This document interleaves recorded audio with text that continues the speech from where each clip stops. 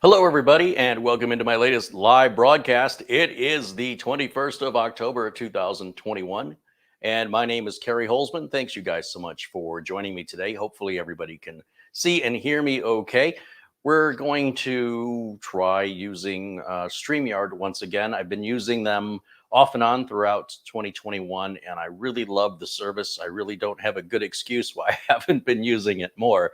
So this stream is broadcast simulcast on Facebook, YouTube, and Twitch. So thank you guys so much for tuning back in. I am going to finish what I started at the earlier broadcast today, which was testing this motherboard out. And we kind of came to a inconclusive result, which is we were not able to exactly identify or what's the word? We weren't able to reenact the situation that a customer had had. However, sort of half of that we were able to confirm, which is that these new network cards on some of the more modern motherboards are not automatically detected by Windows 10, and you have to manually install a driver, which is no big deal. It's lovely when Windows 10 puts all your drivers in for you, but for first-time builders, it can really throw them. And I've already demonstrated on a couple of past videos how to go about getting a driver if you're using a motherboard that Windows 10 or even Windows 11 doesn't recognize. There were also some questions about Windows 10 version 21H2 that has not been publicly released yet.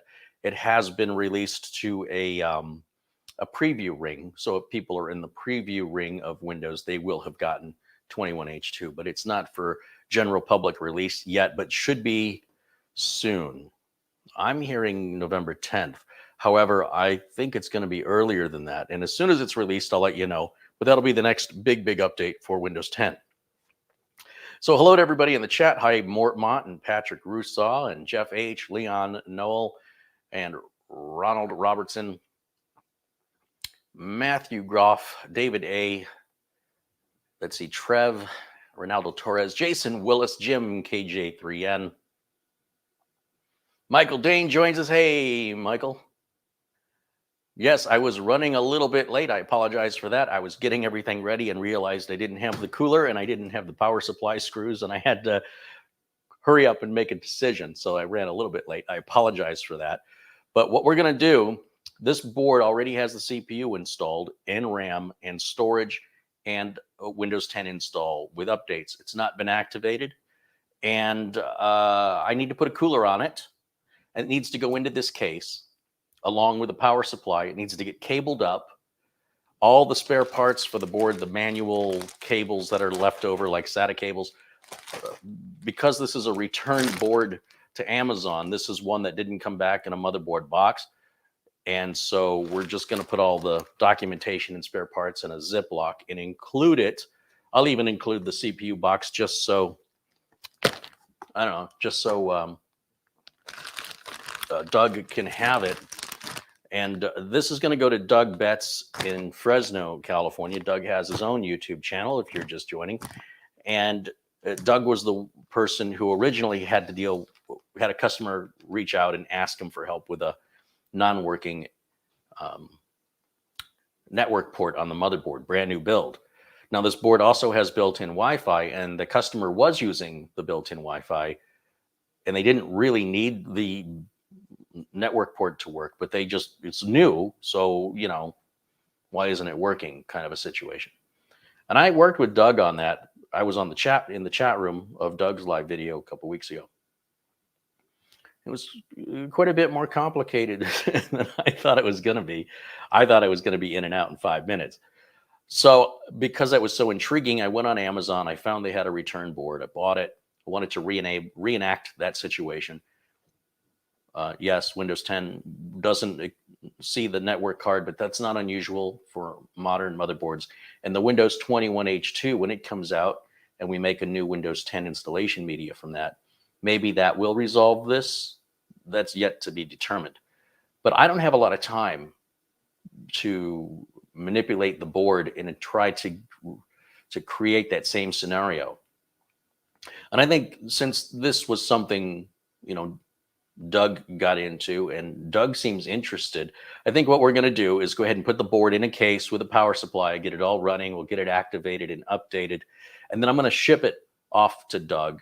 And in return, what I'm asking Doug to do is just follow up with me anytime there's any news on the board. If he discovers anything, or even if enough time goes by where I've heard nothing, that we just get a status update that it's all just working fine. Because I'd like to know if the board is okay to recommend or use for my own customers. It's a gigabyte wireless, you know, socket 1200 board designed for 10th generation and 12th generation Intel chips. If I had a 10th and 11th generation. If I had an 11th generation Intel chip, though, I'd want the 500 series chipset. I was a little thrown earlier because I had put the M.2 drive in the top M.2 slot, and this motherboard has 3. And I had mentioned I was going to show everybody where it says that the top M.2 slot is not enabled, basically. It says it's for future use, and I forgot to do that. So I'm going to do it right now and just bring the motherboard up to the camera and present it to you. It's right below the M.2 slot. Let's see if I can find it. And it says reserved for future. You see that? So that M.2 slot, when we installed the NVMe drive in there, it didn't recognize it. So there's some discussion that if there was an 11th gen CPU in there, that would be enabled for PCIe Gen 4, but I haven't confirmed that. Maybe Doug will confirm it. But below it, there are 2 heat sinks, and then there's an M.2 underneath that heat sink, and there's another M.2 underneath that heat sink. So you can still put 2 M.2s in there. You can see nothing has changed from the previous broadcast. We're still using the Core i5-10600K. I think it's a very good processor, especially for the price. And we just need to put a good cooler on it. That's all. And then, you know, because it's a return board and because of the reason why I bought it regarding the discussion of there being an incompatibility with this Intel Ethernet adapter that's built onto the board, I don't want to turn my customers into guinea pigs, and I don't want to have to be called out on endless support calls where a customer really regrets buying a computer from me. So by sending this off to Doug and his willingness to sort of live with it and use it every day, and also to intentionally try and recreate the scenario, I think would be very beneficial for me and for all of us as a community to get that information. And while Doug is off doing that, as well as his other stuff, I can continue to do what I do and keep cranking out more computers and more videos. So that's the plan. That's what we're going to do. And again, solid thank you over to Doug Betts for agreeing to this little arrangement. I mean, sure, he gets a computer out of it, but he may also be getting a headache, or the computer may never have an issue. You know what I'm saying? So we don't know. And the best way to test the computer is to simply use it. There's no synthetic benchmarks that actually simulate real computer world use the way you would use it. And each of you use your computers differently. And while you all have some overlap, like you're all watching YouTube, some of you may not be watching YouTube on a computer. You might be watching it on a television or a phone, which I suppose these days are still forms of computers, but I mean this kind. In any event, let me get the cooler installed. Then we'll get the motherboard and the power supply installed into the case, and we'll fire it up. And if everything's good to go, I'm going to do just very light cable management of what's necessary so the cables don't cause any damage in moving and shipping. And then I can get it out to Doug maybe on Monday to FedEx. It should take about 3 days, 2 or 3 days to Fresno. And Doug will have it, and we'll just wait to hear back from Doug or follow up with him on if he's discovered anything. And if there is a problem and he fixes it, it's going to save me a headache. If any customers in the future reach out with this issue and we already have the answers, that would be ideal. So that's why we're doing what we're doing. And I think I am going to just start with opening this cooler. And I suppose I really need to move the case out of the way right now because we're not ready for the case yet. So let me just set this down here for a second.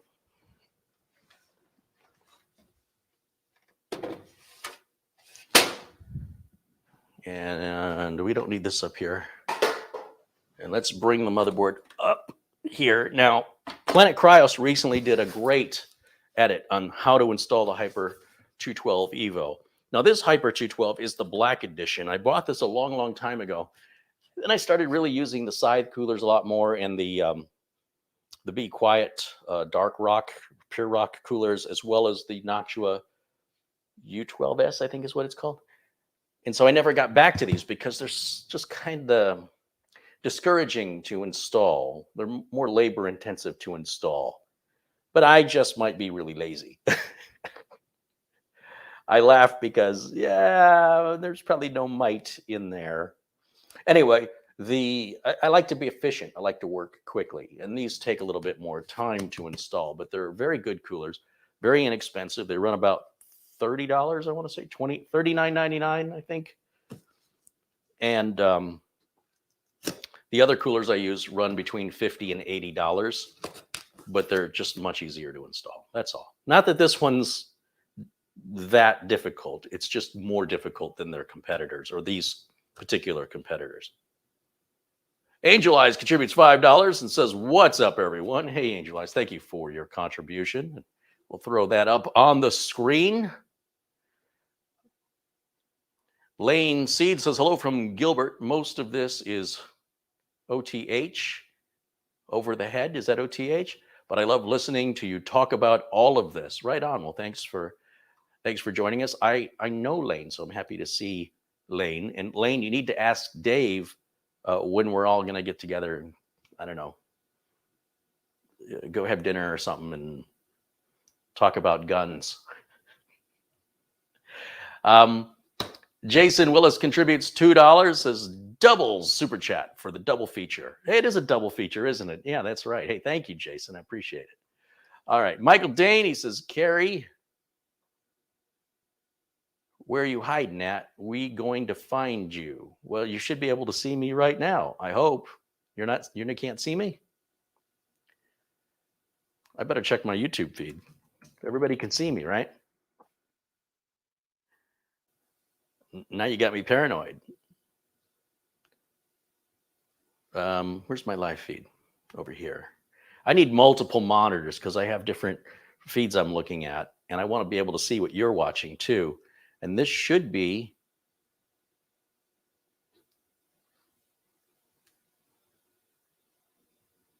working. Yeah, okay. I'm right up there. I don't know what that was about.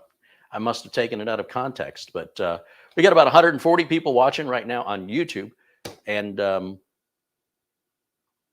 chat room is moving faster than I can read it. Oh, okay. You guys are confirming you can see me. Okay, thank you.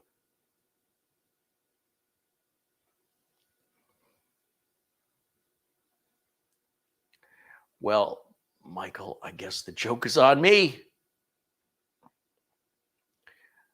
All right. All right, so everybody can see me. Let's do the unboxing. As I said, I bought this a long time ago. I like the idea that it's an all black edition.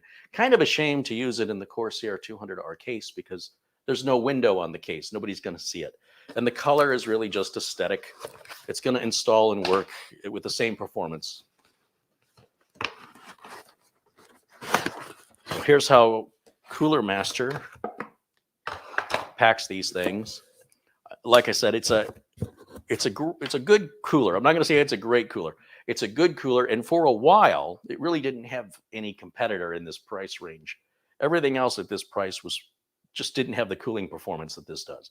But now, the Noctua and the Be Quiet and the Scythe, they offer coolers. They're a bit more money, 2 to 3 times more money, but they also cool quite a bit better and are a lot, as I mentioned, a lot easier to install. However, it's only difficult to install if you know the difference. In other words, if you've never installed an easy to install cooler, you wouldn't know a difficult one. That may not be entirely true, but I didn't really think that one out before I said it. In this white little box right here is all the mounting hardware you need for mounting the cooler onto either an AMD or an Intel chip. And a contribution from Don Allen comes in for $5. He says, here's for another Gatorade when that one on the desk gets emptied. Well, let me work on that. Thank you. All right. I appreciate that. So in the box, we've got a bunch of screws and brackets here. Ken Stout is saying hello. Sorry, I clicked on that by mistake, but it's all good. The rest of what's in the box, we've got a fan splitter. I guess if you want to hook two fans, you can put a fan on the other side of this. So some of the parts that are in this bag are for an AMD motherboard, which we're not using, so we won't use those parts. Some of the parts in this bag are for adding another fan like this to the other side. It's overkill. We don't need it. It adds more noise. So you have what's called a push and pull configuration. We're not going to use that. So for example, these metal brackets that are in this box, apparently it's going to take two hands. Okay, so that's the rest of the box. This metal, this isn't metal. This plastic, the Corsair hype. Wow, slow down. Cooler Master has made some pretty significant changes here that I'm just now realizing. This used to be metal, and these fan brackets used to be plastic, and now the fan brackets are metal, and the back plate is plastic. And I gotta be honest here. I liked it better the other way around. It made more sense. I'm not a big fan of these metal hangers. These two metal hangers, these are extras. For adding another fan, you'd have to buy separately if you wanted to do that. We're not using it. Then when you plug in the other fan, you got to have another fan header or a splitter. You know, I'll keep the splitter. I could use that for some other project someday. I'll stick it in the drawer and you'll see it again on some build at some point in the future. We've got documentation here, which I don't think I need, but if we need it, it's here. Warranty information is here. I'm not quite sure how you deal with a warranty on a solid piece of metal. I'm not quite sure how that works, but I've never returned a cooler for warranty. I have, however, had liquid cooler warranty issues, but not air cooler warranty issues. Now, if we jump out this little bag of parts here, let's go through what we get. Okay, first you get a bag. Woohoo! Then you get a couple of brackets. Like I said, one set of brackets is for AMD, one set of brackets is for Intel. So either way, you're going to be having some spare parts. And a lot of times people have spare parts. They think, oh, I must have done something wrong. Nope, that's just the way it's supposed to be. You've got some little rubber washers in here. This is for cushioning the fan so that it doesn't vibrate against the metal bracket here or against the metal heatsink. And they're already pre-applied, just like the wire hangers are already pre-applied here. This is if you buy the extra fan separately. This bag contains these little clips that are used in mounting the back plate, apparently. I don't like this mounting technique at all. So, you know, the black edition of the Hyper 212 was supposed to be an improvement, but it looks like they've gone backwards. So what was already a difficult install, they just made it more difficult with these little plastic pieces that go on the edges of this plastic bracket. I really don't like that, but it's my personal issue. It doesn't have to be yours. Now, in the rest, the bag, the last bag and the rest of the parts are in that bag here. We've got a little socket here. And we've got these bolts. I don't know how well you can see this stuff. There should be 4 of those. And then we've got 4 of these little screws, which are probably for use in an Intel socket 2066. I don't think we use those. Then we've got these little standoff, what do they call these screws? They have a name. They don't have any, they're smooth on top. You can't put a screwdriver or anything on them. They sort of, the edges lock into the grooves on the plastic so it won't turn. It's like a carriage bolt kind of a thing. And then what's this? There's like one screw that's just one. I have no idea what this is for. They have significantly changed this whole installation method. I was not prepared for this. I thought I was going to be in and out real quick. What are you going to do? So worst case scenario, I read the directions. And as you can see, the directions are pretty easy. It's just a lot of pictures, really. Hello, Yolanda. Sorry, that's a quote from The Last Starfighter. If you're geek enough, you can kind of catch some of these things. I don't always point them out. I'm not always aware I'm doing it. Anyway, so we have instructions here, and here they name whatever these parts are called. There's supposed to be two of those little screws. I only found one. Where's the other one? Oh, there's two of them right there. Okay. Anyway, on these instructions, let me bring it around a little closer to the camera so you can get a better view of what I'm looking at here. We start all the way over here, and this will tell you everything in the package. And go to the next page. This tells you, again, all the parts and where they're used and all the socket types this heatsink is compatible with. We go over here. We start prepping. So prepping involves those little plastic clips I don't like going onto the edges of the plastic bracket, and then putting one of these little standoffs in there to lock it in place.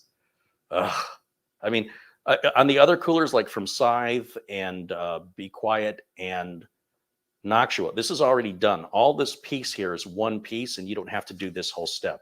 The screws are already going through, and it just slides in. So this whole step would be skipped. And then they have you securing down the standoffs, putting on the thermal compound. You obviously have to take the fan off because you have to have access to these screws.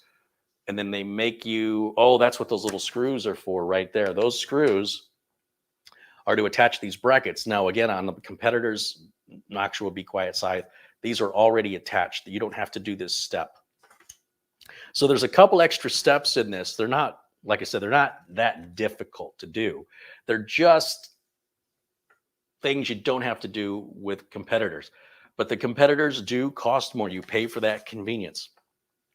You know, you can make your own dinner, or you can go to a fast food place and get it there. And the fast food place will almost always be more expensive than making it yourself, right? Or even a frozen dinner is more expensive. You're paying for the convenience.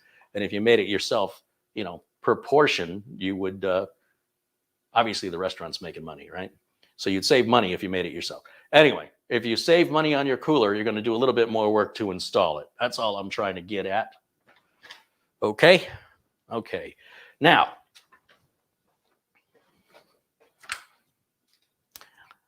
this is where my old eyes need a little help so I can look at the detail of the screws they're using. So let me put my geek on.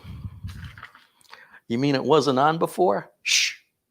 Anyway, for Intel, anytime it tells you the socket is 115X, that also works on socket 1200, which is what 10th and 11th generation Intel chips are.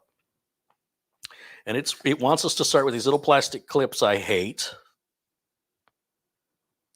And it wants us to put it in the middle position. This is so wonky. All right, let me just see what I can do here. And I'll do my best to show you what this is as I approach these steps. 1, 2, 3, 4, 5, 6, 7, 8. I don't know how old this thermal compound is. I don't want to use it. I'll use some fresh stuff. Okay, so we have two different kinds of little plastic end pieces here. And it looks like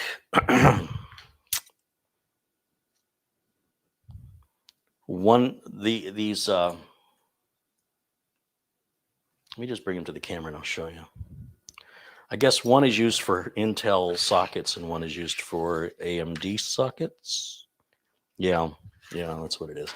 Okay, so these are the two pieces we're going to start with. And so this bracket right here, you see it's got all these prongs sticking out. Now you're going to use either these two or these two, the outer two or the inner two, and the same on the bottom, okay? It depends on if you're Intel, you use the outer two. If you're AMD, you use the inner two. You never use all four at the same time. And if you notice, it says next to this little bracket right here, it says AMD. You see where it says AMD? And then it says Intel. Where does it say Intel? Other side, maybe? Yeah, on this side, it says Intel. If the camera will focus, there it is. It's very subtle. And the reason why we have two different size brackets, does anybody want to guess? We look at that one, and you look at that one. Very different sizing, right? That's because, see how wide this is? This ain't going on there, you see? That's not happening. Not going to happen. That's what this wider one is for, right? That wide one is going to go on there, however direction it goes, and it's going to lock onto that. Now, this is for AMD. We're not building AMD, so these wide ones like this, I don't need these. So they're going to go in our little spare parts area over here, and I want to move them out of the way so I don't overwhelm myself with parts. So now I just have these longer, narrower ones here. And you'll see one side of this has a groove. Do you see the groove? Well, that screw that carriage bolt I was talking about, it's going to hit the edges of this, and that prevents the screw from turning. So we know the screw is going to go in this way and come out the other side. Just by looking at that, we can tell. Now, then the question is, well, does this piece go on here like this? Or does it go on here like this, right? Well, that may not be a difficult question to answer because it may only go on one way now that I've just tried it. No, it'll go on. See, it adds so much confusion. You can put it on either way, but it's only going to work the right way. So here's the problem. You need to really pay attention to the documentation, which at this point, there's really no words. There are really no written instructions other than each step is for each type of CPU. And this is telling us that we want to use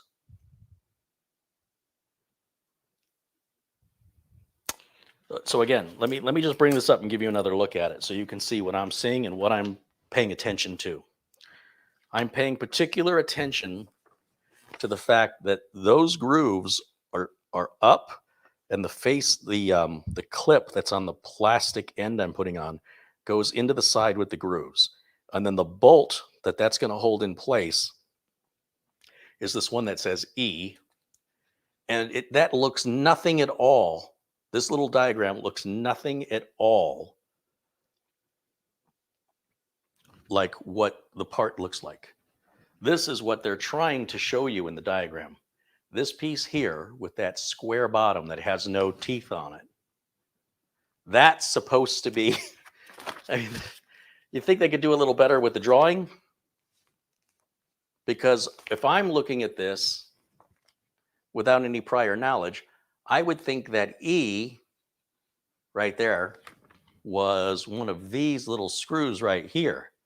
Doesn't that look like that to you? But no, that's not what it is. It's just a bad drawing. And you can verify that by simply looking at the parts here. You can see that's G that I just showed you. And this over here they're drawing is E. It doesn't even look the same here. This is also E. Well, if I don't cover it up, you can see it. Why does that E look so much different than that E? This is E right here. This is E right here. Right? That's not just me, is it? So anyway, what I'm gathering, or what I'm paying particular attention to in these directions, is that there are 3 holes at the end of that little plastic leg. And I want to use that middle hole, and it's really fine print right down there, but it says, if your socket type is LGA 115X, use the middle hole, and the arrow points to the middle hole. Okay, so I think we have everything we need to know to do this. And you're like, we do? Yeah, we do. Basically, what it's telling us to do is to grab one of these little carriage bolts with the grooves facing up, put the carriage bolt into the groove like this. Okay, I can't turn it. You understand why? Let me just show you a little close up. I want to make sure this is real clear. The bolt or the carriage bolt goes in there and it's going to slide in between the groove. And you see, I cannot spin that screw. And you say, well, that's going to fall out, right? Well, that's what this little plastic piece is for right here. That's what's going to hold that in. So you notice one side has the clip here, right? See the clip? Maybe if I can hold it without my fingers getting in the way. That clip is going to hold the screw down. And we're going to slide that over. And there are 3 different positions that can lock into. And you can tell because there's 3 grooves for the clip to lock into. We're in groove number 1. Now, if I keep pushing it down, I will go into the next groove. And if I keep going, I'll be in the 3rd groove. We want to be in the middle groove. So I push this down until I hear it or feel it click. And now the screw is located in the proper location for our socket type, which is socket 1200 or 115. Could be 1150, 1151, 1155, 1156. They're all the same socket size. So all 4 of these edges that we've got here all have to be done just like that. All of this is already done for you on the competitors that I mentioned earlier. So that's why I say this is more difficult to install, because of you got to really pay attention to that. So I'm going to go back over there and I'm going to finish the other 3, and it's going to match exactly.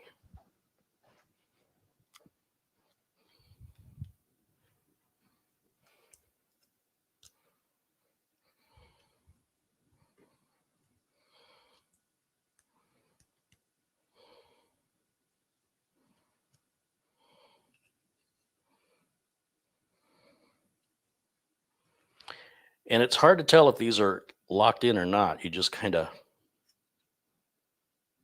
pull up on them. Well, I guess they don't really lock in. They just sort of sit there. But that's definitely the 2nd position. The 1st position you don't want. The 3rd position you don't want. You want that. It sounded like Monty Python. 3 shall be the number of the counting. So it shouldn't matter where you place the screw. It's going to automatically be adjusted into the right location by this little plastic end cap. Just like that. And then this is the last one here. Now, if I were using a scythe or Mugen, a scythe Mugen or a Noctua like U12S, I would take this piece out of the box. This piece would be made of metal, not of plastic. So it would be much more solid. It would already have these in there. And all I would have to do, my first step would be to take this out and put it here in the back of the board.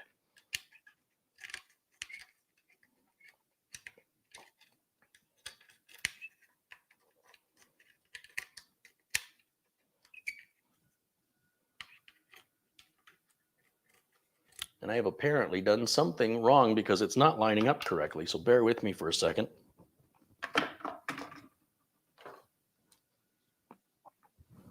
Because that should just slide in. So the problem I'm dealing with right now is a problem I would not have with a more expensive cooler from the competitors. It looks like, awfully close. And I think it's just these little plastic caps are just not so precise, that the screws are they just need to be coerced just a little bit. There we go. And now that fits into the socket behind the motherboard like that. And then I'm going to just go ahead and set the motherboard down and let the motherboard hold that in place for me, just like that. So that part is, I need a break. It's so confusing because you have all these different socket types. It's not just one Intel socket type and one AMD socket type. There's like 6 different types of Intel socket and about, I don't know. Wait, let me just count them. How many different sockets are there for Intel? 1, 2, 3, 4, 5, 6, 7. And on AMD, you've got 1, 2, 3, 4, 5, 6, 7, 8 different socket types. And so depending on what socket type you've got, which is determined by which CPU you have. That'll determine where those screws go. And depending on if it's Intel or AMD, dictates that as well. If you buy an Intel only cooler, that obviously removes some of the confusion. But then if you order the wrong cooler, it won't fit and there's nothing you can do. So by having a cooler fit all these different CPU socket types, they can make one cooler, one packaging, and then just give you the extra parts. But there are Intel only and AMD only coolers. They are sold. Now, the next step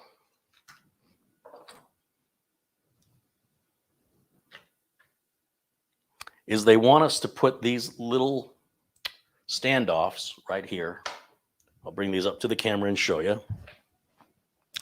They want us to screw these down onto the other end of those screws. And you'll see there's holes on each side here. And they're calling these the standoffs. And we've got 4 of these, and we're just going to start them by hand.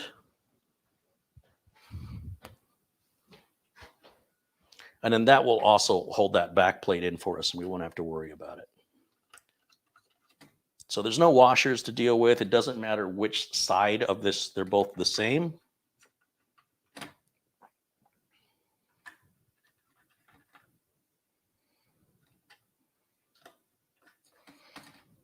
And then that's where this included socket comes in handy, because now you can just put that right on top and then use a regular Phillips number 2 screwdriver, which I have right here. And then you can go ahead and tighten those up. Don't tighten them too much at first. Do opposite corners so you get nice, even torque across the entire back plate.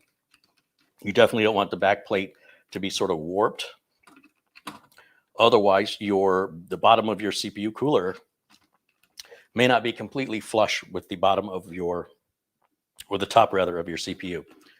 And then you don't get good cooling.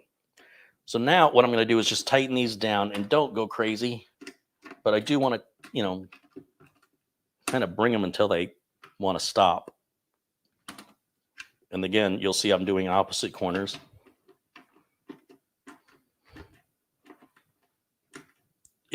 If this will let you keep going, and it will, you can crack the plastic behind it, and you can also crush your motherboard. So that's why I'm telling you, make it tight, but don't overdo it. Once it starts giving you some real resistance, that's a good indicator. That's good enough. And then go back around one more time, again, going opposite corners, just to see if the others have loosened up as tension was put on the others, which is very common. And I just, I'm taking it well past snug, but the amount of resistance I'm getting right now is pretty strong, and I don't want to press my luck, so I'm going to leave it right there. And we should be done with that socket for now, actually forever. The only time we would need it again is if we were going to remove the cooler. So that locks the bracket in back here. I'll bring it up and I'll show you. There's our bracket. There's the little plastic ends we put on it. I could have put the bracket on 180 degrees. I could have, rotated it so that the top was at the bottom, and it would be exactly the same. So there's no up or down, I guess is what I'm trying to tell you. There's a front side and a back side, but there's no up or down. It'll work either way, the same. On this socket. Okay. Probably on all of them, actually. Where are we at in the chat room here?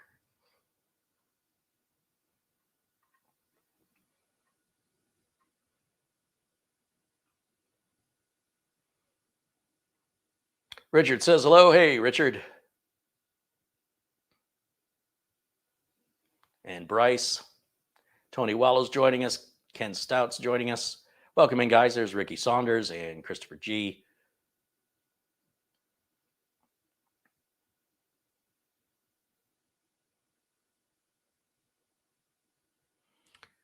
And let's see, scrolling through the chat, see if I missed any questions or anything here before I continue. Skyforce says 4 feet worth of instructions. Yeah, and 3 feet of licorice. 4 feet of beef jerky. No, it was a 4 feet of Slim Jim. How do they sell that? They sell it by the foot, fruit by the foot. Yeah, we do everything by the yard or the foot over here. Even our instructions. Patrick says he appreciates this. Right on, Patrick. Well, thank you. Appreciate you, brother. And let's see. There's Michael Dane. I mentioned Michael earlier.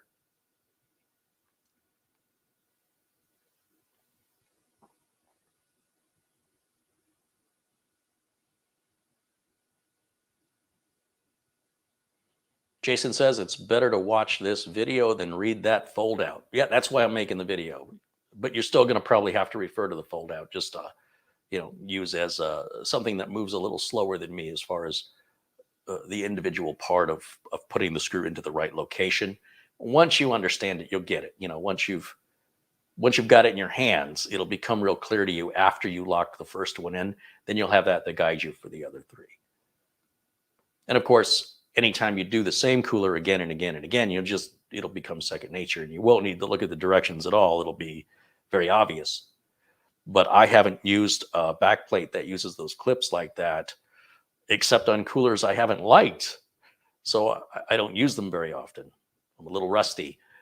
Jason Willis contributes $5, said the Standoffs. Great name for a band. Hasn't that been done? John Williams says, hello from Madison. Hey, John, welcome in. Rick Lakes says, hello, welcome in, Rick.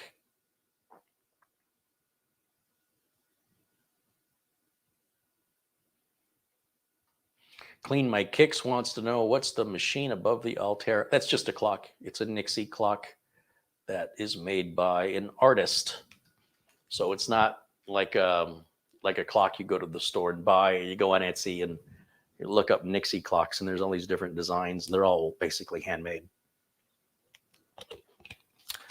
Out of the Ukraine and Russia is about the only place you can get them. Now, these brackets here, these are going to sit on top of the hole in the other end of the standoff. Yeah, do I have the wrong brackets? Are those AMD brackets? Maybe. Let's see. Yeah, so I'm accustomed to the curved brackets on most third-party coolers going to AMD sockets, and here that's the exact opposite. The straight brackets, and by the way, I'm sure it tells me this in the instructions. I'm aware of that. But I pulled out the straight ones because, like, if I install a Scythe Mugen 5 cooler, I have straight brackets and curved ones, and the curved ones are larger than this, and the straight ones are shorter than these, and these go to the Intel, and these go to the AMD. But this isn't Scythe, and if everybody does everything the same, they start suing each other, I guess. So we want the curved ones. Those straight ones will go right with the rest of our extra parts. We're going to have a lot of extra parts, is what I'm trying to say. It's normal. Don't freak out. Michael Dane is saying, hello from Hocking Hills, Ohio. Hocking Hills. Never heard of that. What big city is that by? And Katrina Ireland says, hello from the great state of Montana, city of hot springs. Right on. Welcome in, Montana. Katrina. What we have to do, and again, on the competitors' heat sinks that I've mentioned earlier, these brackets are already attached. Okay? Just so you know. So I don't want you to think that the other competitors are just greedier and that's why they're charging more. They're charging more because you're getting more. You're getting some convenience. And, it makes sense when you think about it. Where a lot of confusion for me comes into play on a lot of this stuff is, I don't know, does this go here? Or does it go here? Or does it go the other way here? Or does it go here? This one bracket can be installed 4 different ways. But I can tell you these screws, the other end here, these have to screw down. And I know that this heatsink is going to face down. So these must have to go up here. But if they go up there, how would I tighten them? Okay, so I guess I'm going to look at the instructions because, well, some of you might say, well, that's real easy, Carrie. I can see that goes that way. And you put the screw in from the bottom. That just now occurred to me. But let me just look at the instructions and check.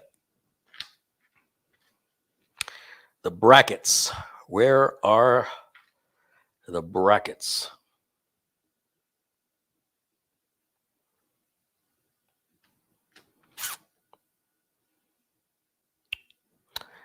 Yeah, so what they want you to do, and I'm going to show you the picture here once again because you're quite a distance away from me, and I want to be real clear with what you're going to be looking at.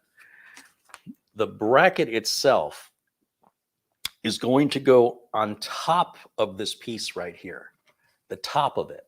So this is the bottom of the heatsink here. We don't want this piece where that screw is. We want the piece on the other side, and then the screw goes through from the bottom, and it's going to hold that bracket in. I got to hold it up where you can see it, right? This bracket right here, notice it doesn't go on the bottom, it goes above it, but the screw goes through the bottom. That's what locks it in. You do that for both sides. Then we can apply our thermal compound, put the heatsink on, and then tighten these bolts down, and it'll lock it in, and the installation's done once we attach the fan and hook it up. This is the second part I don't like because, again, for the umpteenth time, their competitors that I mentioned don't require you to do this step. So I'd already be done by now, is what I'm saying.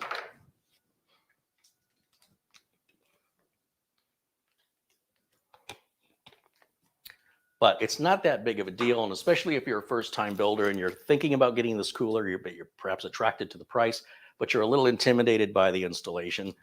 Don't be. Just because it takes a little more time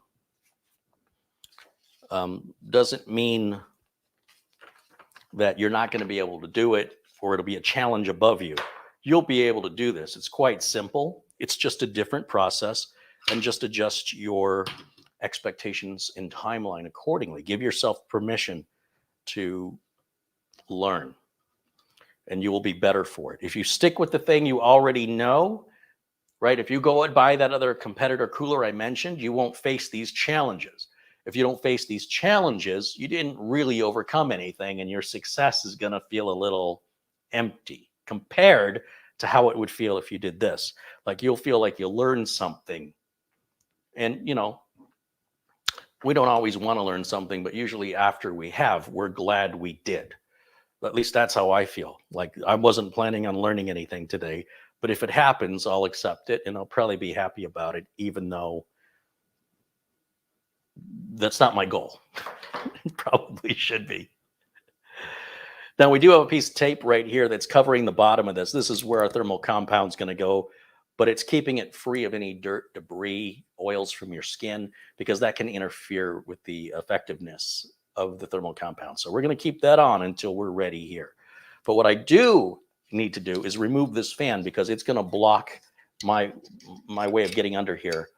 So this fan needs to come off. Notice how I take it off. We're going to pull on the bracket and pull it away, and then we should be able to just kind of lift up, and the bracket just fell out. Not a fan of these brackets. Have I said that? Yeah, this is starting to explain why the price is such a good deal. All right, so we'll deal with that later when I go to put it back on. And so these two screws, remember I was looking at them, I said, these are kind of weird. These screws here, one screw goes on through the one bracket, and then, well, I guess it's going to go through the bottom of this heatsink and then into this bracket. But now my question is, which way does the bracket go? The bracket's got to go facing out. Trying to remember how it said to do this. See, I've already forgotten. This is so confusing. Here I am, I'm trying to put the bracket on the bottom, but I remember the screw goes on the bottom, right? And the bracket goes on the top, but I'm looking at it and I'm like, it doesn't seem to want to go in there. Oh, it's got a little groove. And when you line it up, it does actually kind of sink into that. Let me show you. That makes me feel a little better, because all these other ways, just like, well, what's stopping me from doing it wrong? But if you look real closely, there's like a little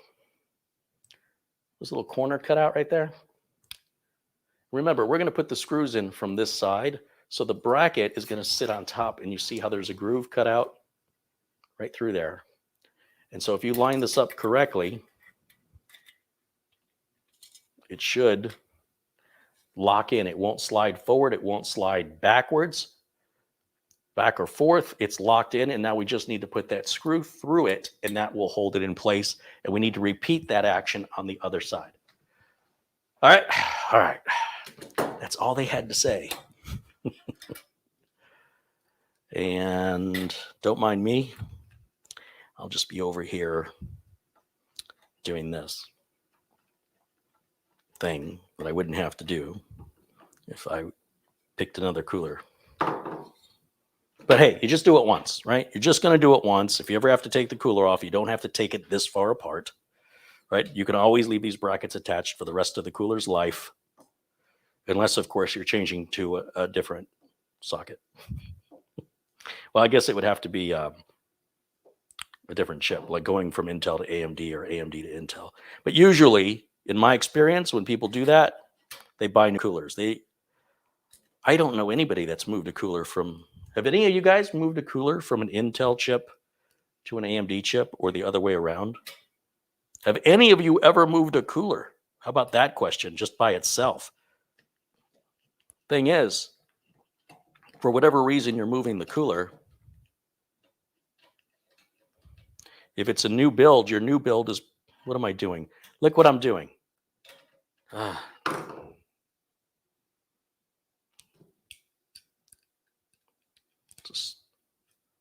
Did I mention I don't like this?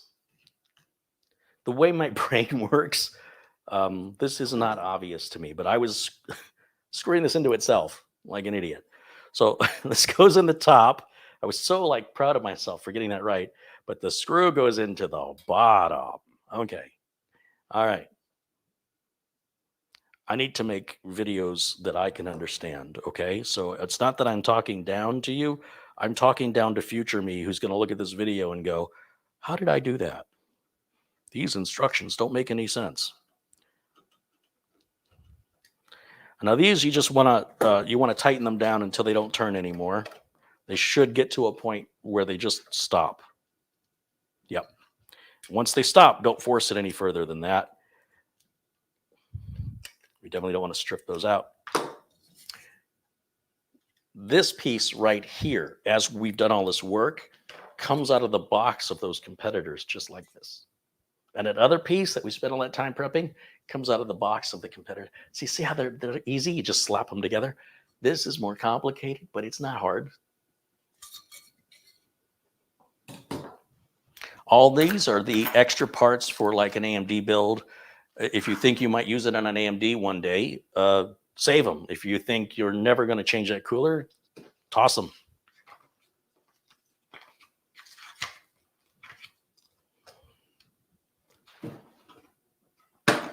Now, in testing the motherboard earlier, I had a spare CPU cooler on there just for the sake of putting something on it, but I didn't put any thermal compound, but it has still left some residue from the bottom of the cooler. So I'm going to go ahead and grab a Q-tip and some isopropyl alcohol and clean that off.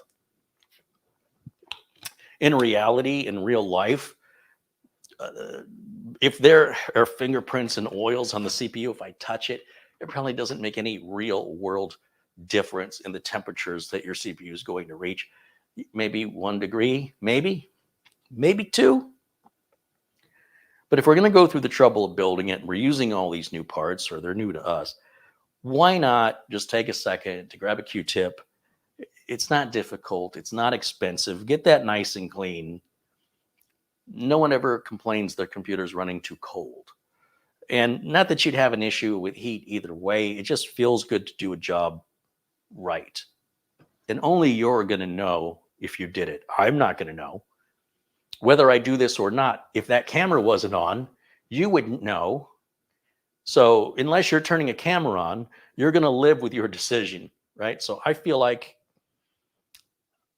I'm also, not only for my own personal pride, I'm sending this to another technician who's been in the business as long or longer than I have. And I'm going to get judged whether I like it or not. And I want to leave a good impression. I want the person who receives this, who is, technically they are my peer. I want them to admire it. I want them to say, wow, he obviously took a lot of care when he built this. What I don't want him to do is open it, look inside, and go, right? And I have some control over how he's going to react. If I rush through this, you'll be able to tell. If I take my time, you'll be able to tell. And if you'll be able to tell, he'll be able to tell. Rick Hubbard contributes £5. Thank you, Rick. And there's my buddy Peter Laycock, joins us in the chat from Bonnie, Scotland, contributes £50. He says, good morning, Carrie, and everyone in the chat from Scotland, where the temperature is 46 degrees Fahrenheit. Please, can I go there? I mean, we're getting some cooler temperatures now, but it's here in Phoenix, it's getting pretty hot this week. Okay. Yeah. And you see the time. Yeah. Okay. Actually, I honestly, I think that's an older temperature. Let me refresh it. It's got to be cooler than that. Okay. All right. I see. It did drop since the sun went down. It's not that bad. But still a far cry from 46. Thank you, Peter.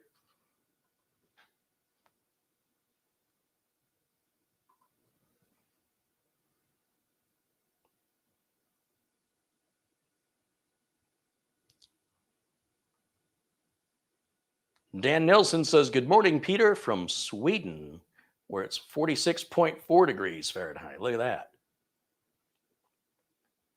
Sweden talking to Scotland in my little USA channel here. How's that for something? Jason says it's 57 degrees here in Fresno. Oh, right there. You're right there with Doug Betts. There's Photo Ray joining us. He says it's 70 degrees Fahrenheit.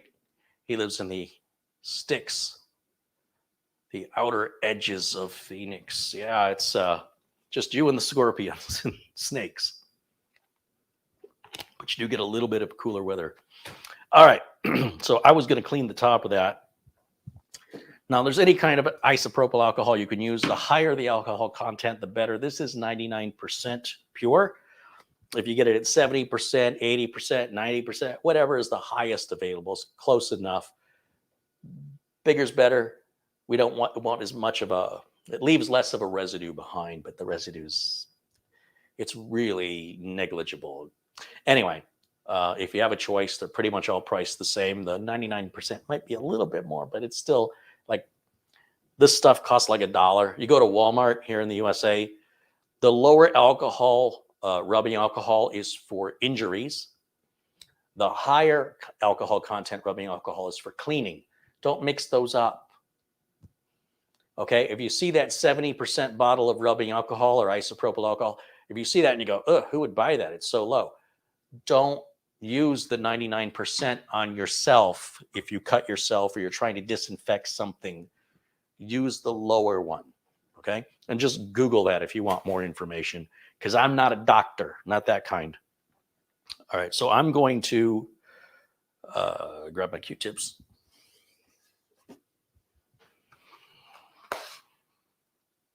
What kind of doctor am I? No kind.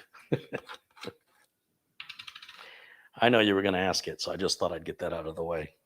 I was trying to be clever, and it doesn't always work. So all I'm doing is, dipping the Q-tip in the rubbing alcohol, and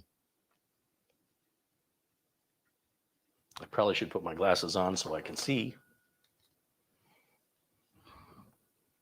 You don't have to dry it, although I like to hit it with the dry side of the Q-tip while it's still wet, just to pick up any other dirt or dust before the alcohol evaporates off.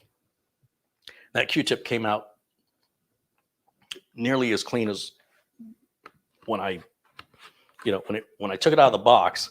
It nearly looks exactly the same. Sometimes you'll see me use this and they'll come out dark even though the CPU looks completely clean to the naked eye.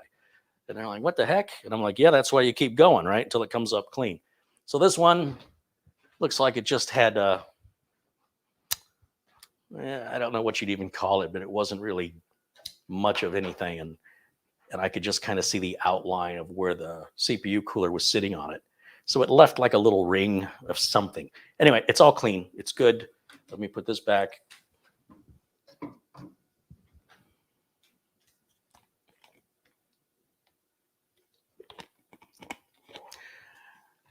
Master Singleton said it's 74 degrees and cloudy in Sydney, Australia.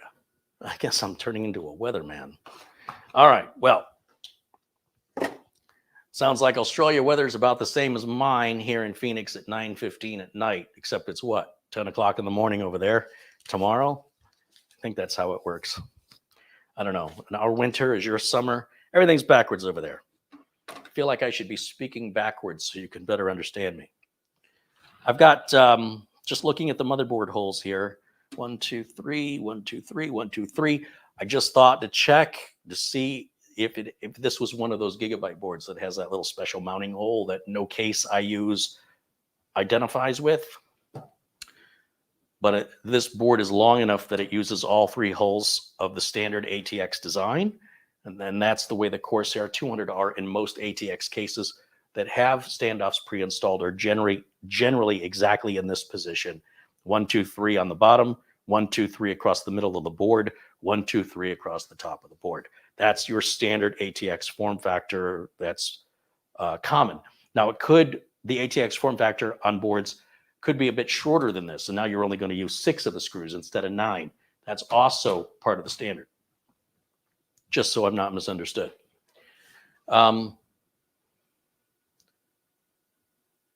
Just look in the chat here real quick. Clint says, Carrie, do I still use the denatured alcohol? The denatured alcohol is what I bought a very, very long time ago to clean VHS and tape deck heads. We've been using it since the 80s for the cleaning of electronic heads. And that's what I was taught in school to use.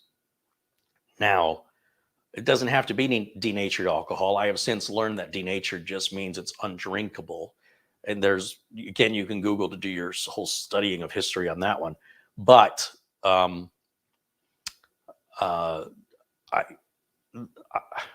didn't know at the time that's what denatured meant. I thought it meant it was purer, but it isn't.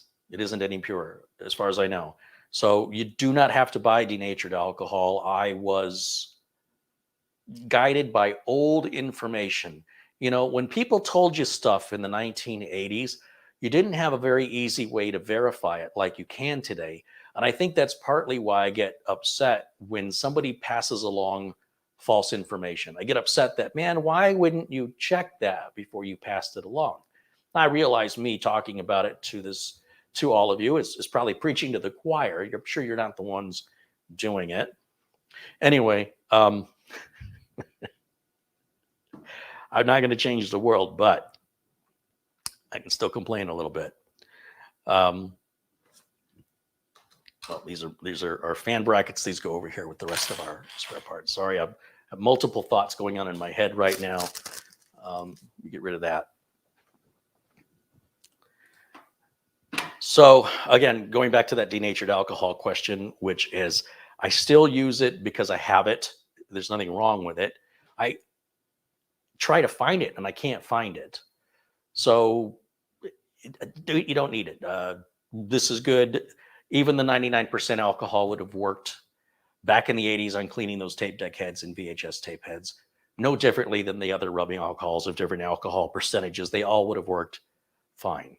And, you know, for the same reason they tell you not to use Q-tips on your CPU, you scratch it up, which is ridiculous. They did tell you could scratch the heads on your VHS player or your tape deck in the 80s if you used a Q-tip. The surface of the head was reading magnetically and you could scuff that up. But I used Q-tips anyway, and all my stuff always worked. So I don't know what to tell you. So even back in the 80s, there were people who cared about stuff that was so tiny and so minuscule, it didn't really matter.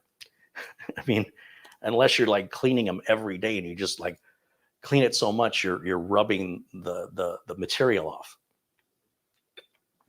And then I'd say, they make pills to help you. But that's no laughing matter. All right. Enough of that nonsense. Let's get this thing mounted finally. So what I need to do is get some thermal compound down here, and then we're going to peel the sticker, put this on. So I want the Cooler Master logo facing, like when you set the tower, when it's in the Corsair 200R, it's going to sit like this. If I install it this way, it'll work exactly the same. It'll cool no differently. It will install no differently.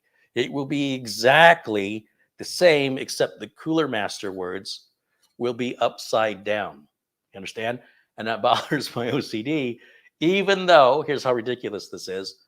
This case has no window. But I know if you pull that panel off, no matter who you are, and this is upside down, I know what my thought would be. Why is that upside down? So I'm going to put it in right side up because it doesn't take any extra effort other than just being aware of what you're doing. And when you're setting something that can go one of two ways, think about, like, take this back plate. This back plate could have gone on one of two ways. Some of these back plates are designed to only go on one way. And if you force it on the other way, it doesn't sit properly. But yet this one could go on either way. This could also go on this way or this way. I'm going to choose one over the other rather than just not pay attention. And however it lands is how I'm going to tighten it down.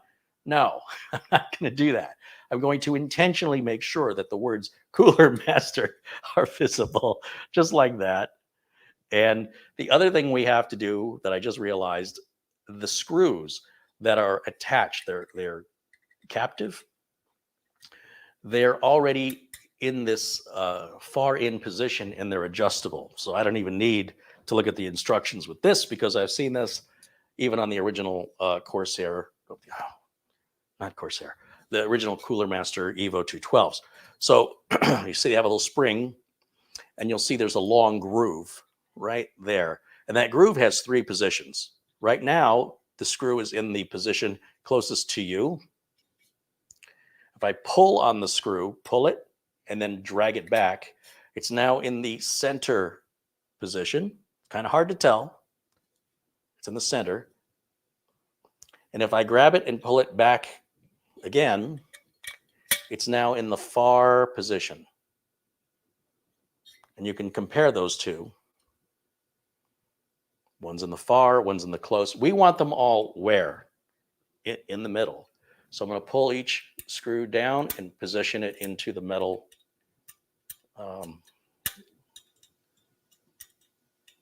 Right in that middle. Come on, get in there. See, it's a little weird to have to do that. When with other coolers, you don't have to do this with other coolers.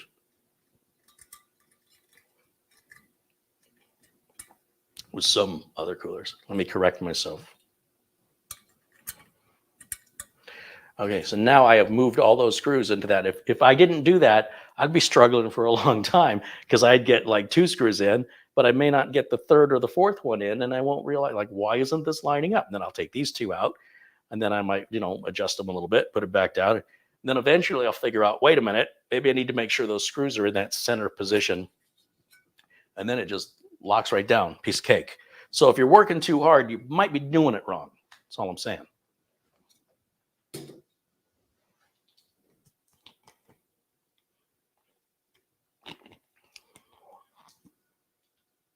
Ski Man there says denatured alcohol contains methanol and considered toxic. Isopropyl is non-toxic.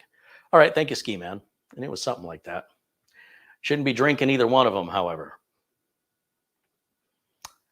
That's just a little advice from your Uncle Carrie. Don't drink rubbing alcohol. Don't drink denatured alcohol. There you go. The more you know. All right, I am going to put some thermal compound on this.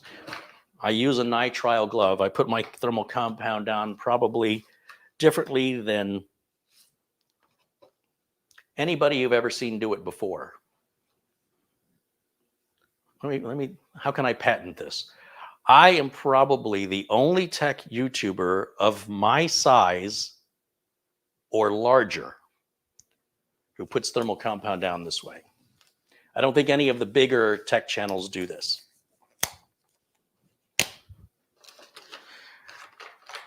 Nitrile, not rubber, not latex, but nitrile because it's non-conductive. And I've got some Noxua thermal compound here that I like to use. You can get this stuff on Amazon about, is it like $10 a tube or something? And there's enough in these tubes for like, I don't know, 6 applications. So we're going to go ahead and just go put that on there, a little dab on there. Maybe, might have to take 2 hands. People always try to describe how much you should use, but the fact is, depending on what CPU you have, all CPUs aren't the same size. You want enough of this to cover the entire surface of your CPU. And I just finger painted on there. My issue is if I were to just leave that little dollop on there, and then I squish the heatsink down on top of that dollop, which is probably every, I'm going to guess every YouTube tech channel bigger than mine does it that way. I think they all have that in common. Why am I bucking the trend? Am I just trying to be different? Why am I being difficult or defiant? I have a very logical reason for it. And that is, if you squish the heatsink down on top of the thermal compound, how do you know that you've covered the entire surface of the CPU? Maybe you've only covered a portion of it. There's no way you're ever going to know until you take this heatsink back off and look. If you put too much thermal compound, how are you going to know? When it makes a mess all over your motherboard and it's very difficult to clean off. It's very difficult to clean off. One of the benefits of wearing the gloves, as you saw when I took it off, I could turn it inside out so I can hold it and not get that stuff on my fingers. So what I was just about to brag how I was able to not get it on my fingers because I turned the glove inside out. But somehow that stuff just, I don't know how it does it. But no matter what I do, it somehow ends up on me. Okay, so back to the thermal compound. All right, so they put the little dollop and they squish it down and they say, you don't get any air bubbles that way. It sounds like that to me. Anyway, there's a video where they use a piece of glass. Have you guys seen this video? And they push the glass down on top of the CPU and it shows these little air bubbles. And the problem with this is that a piece of glass is very porous. This is not porous. This is going to be a solid copper core. Secondly, there has to be a certain amount of pressure applied to the top of the CPU that is dictated by the engineers. They don't just sell a heatsink and you just tighten it down. It has to tighten down to a certain amount of pressure. There's a range of pressure. I don't know, is it Newton meters or something? There's a certain amount of pressure that has to be pushed down on the CPU in order to efficiently transfer the heat from it. Too much pressure, and it sort of concaves the CPU. Too light of pressure, and you don't have enough contact to transfer that heat as effectively. So by just pushing a piece of glass down onto a cold CPU, a porous piece of glass does not represent a solid piece of copper or other metal that is being pushed down with an exact amount of force equally in all corners, and then is dealing with a thermal compound whose the whole properties of a thermal compound change. It becomes viscous when it gets hot. It becomes liquefied. Not so liquefied it's going to drip, but much more so than the state it is now. So even if there were air bubbles in it, when it liquefies, it's going to move around. It's not an airtight system. Theoretically, air could come in from the sides. Air could go out from the sides. I don't know why people care about this stuff, because even if all of it were true, it would make 0 degrees difference on your cooler. Zero. Because you have to allow for a certain allowance to your ambient room temperature, which is always changing. So there has to be a plus or minus degree of error. And those little air bubbles, those are going to be right in that range. With or without them, the range doesn't change. So if you don't believe me, try it. Turn on a camera, try it, and then share your results on YouTube, and be sure and show it to me. I like to be proved wrong. That means I learned something. But I've done these tests, so unless you're doing something differently than me, you should get the same results. But if you're skeptical, do not take my word for it. Try it. All right, so we get off of that high horse. Let's see. I'm just looking back in the chat here.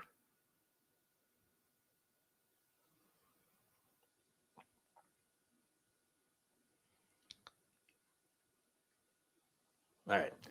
I don't know what you guys are talking about, so I'm going to just keep going. Now we're ready to put the heatsink onto the CPU. Since we've got our thermal compound, we have a nice even spread of thermal compound there. Not too much, not too little. I know because I can see it. All right, so now I'm going to, unlike the dab that I have faith in squishing.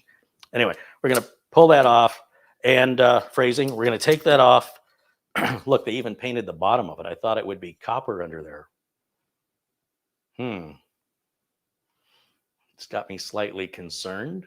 If they put any sort of a coating on that, that will impede its ability to cool as effectively as possible.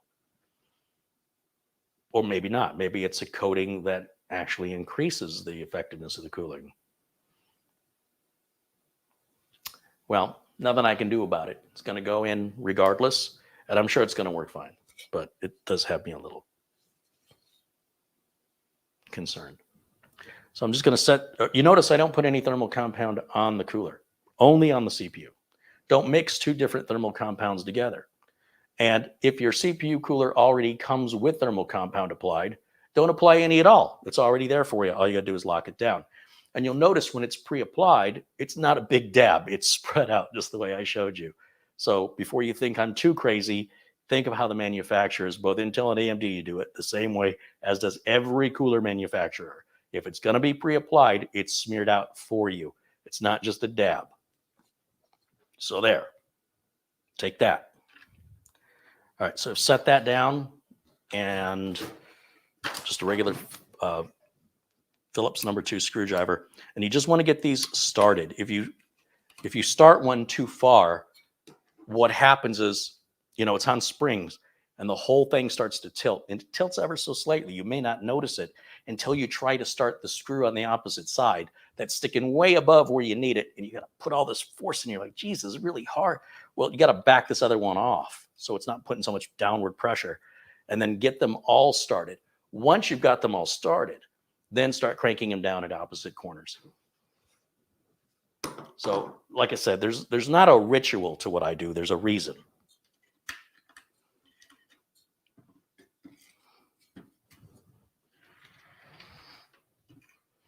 I'm just starting these by hand, obviously. The last one is usually the most difficult because the other three have already put some spring pressure down. So you have to push down on it as you turn it. And when it starts to bite in, you'll know, you'll feel it. So I'm going to just turn these a little bit more, again, going all the way around opposite corners.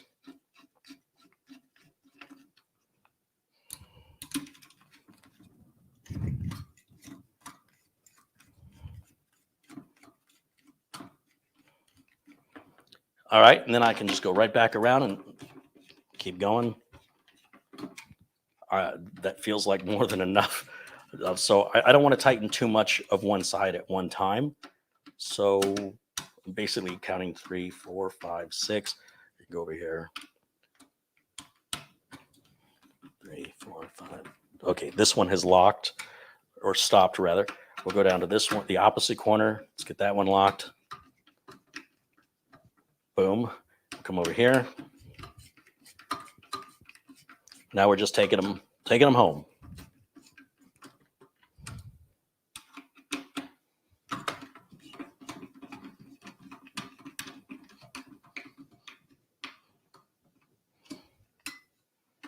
Then I'm going to go back around just to see if any of them loosened up a little when I tightened the other three. And I check them in opposite corners. Okay. Now I can pick the motherboard up, move it around as much as I want without worrying about anti-static discharge. As long as I'm holding it by the heatsink, it's grounded. So we can put the fan on. And the fan, you always want the fan on the side that the RAM is on. And we want to rotate the fans so that these brackets back here are up against the back of the CPU cooler. This is the side air is going to be coming out of. We want the air to get pushed through the cooler. There's going to be another fan back here on the 200R that's also going to be pulling air this way and pushing out the back. So all the airflow is moving in one direction. And if we were going to put that second fan on, that the kit comes with all these parts for a second fan, that fan, you would not want to put it the same way, or you'd be pushing air against each other and you'd have like this dead spot. Nothing would happen and your cooling would not be good. So the fan would go on the opposite way, with the open side where the spinning part here, where the blades are going to go up against, because this side of the fan is what draws air in, and this side of the fan, this part doesn't spin, right? When I spin the fan, that part doesn't spin, and you can see these brackets. That's always the way the air is going. That's the way it's going. Going in this way, coming out that way. So if we were going to put another fan on here, we'd want to face it that way for that reason. All right. Again, I'm not a fan of people who ritualize what they do. I want to explain to you why. I want you to understand why we're doing it, what we're trying to accomplish. And then if you decide that doesn't matter to you, well, that's not my problem. These wire brackets, I am not a fan of these because they won't stay on. And I'm trying to think, I want this power cord to come out of this side, right? So it's going to plug in right here on the motherboard. So do I want to put it on where the power cord kind of goes under the fan to kind of hide the cabling a little bit? I don't know. I'm thinking either way, I'm going to have to wire tie or zip tie the extra. So I'm thinking I want the power cable to come out here. The fan's got to go on like that. That means the fan bracket has to go on like this, and the other fan bracket exactly the same on the opposite side, like that. And then you have to sort of hold this in a weird way because these little wire brackets are going to fall out, which is ridiculous. So you got to figure out how you can hold the fan and the little wire things with tension so they don't fall out. Line it up here, and then pull back on the little wire hanger. And I've still got this wrong. These little wire hangers, they go on the inside of the fan, not on the outside. They go on the inside towards the heatsink. My bad.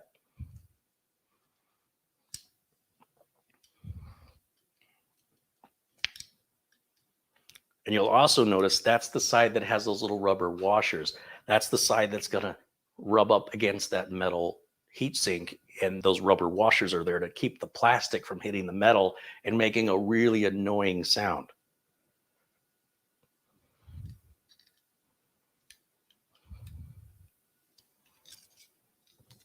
So if you were going to mount a fan,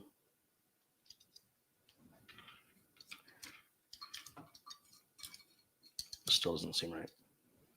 If you were going to mount a fan on the other side, then you put those little rubber washers on the other side too, then, right? How can that be right? Can't be right. Now, I wish I remembered how these were when I took them off. I could always rewind my own video.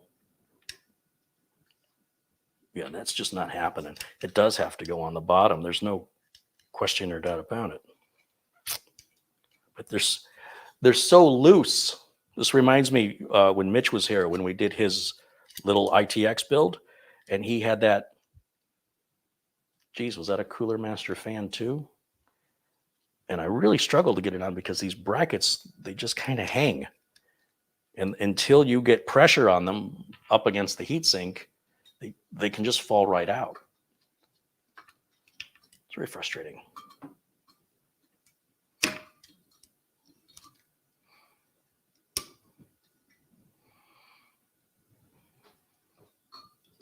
And so those little wire brackets go into the slots here on the sides of the heatsink. Obviously, this one would be for a fan that went on the other side of the heatsink. We're not using that groove. This is the only one we can use. And that's how the cooler gets installed. And then we just have to plug this power cable right here into the CPU fan header block. And what I think I'd like to do is go ahead and power it up. Let's run Prime 95 on it. Let's see how well this is cooling in i5 10600. I don't think it'll break 70 degrees Fahrenheit. What do you guys think? Make your guesses.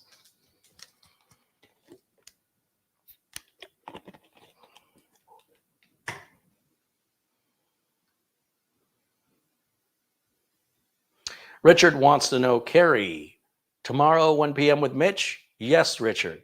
Thank you for asking. We'll be here building a home theater PC tomorrow. 1 o'clock Fridays, you can always count on that. All right, so I want to test fire this, so I need a power supply.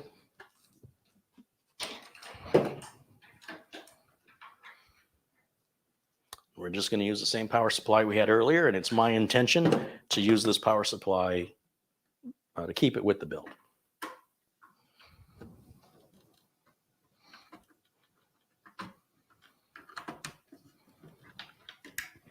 There's one.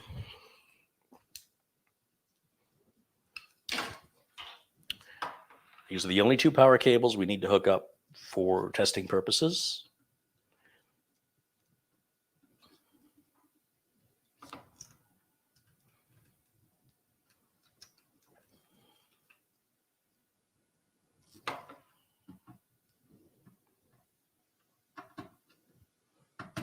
There we go. Okay. Going to need the little power switch right here. And we'll plug that in right on the power switch area. Probably a good place to put it, wouldn't you think? And then let's see, keyboard, mouse. What else do I need? HDMI cable, power cable. Okay. All right. I have all that stuff right over here.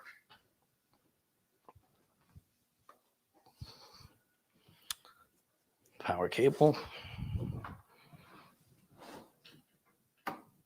Come on, power cable. HDMI cable.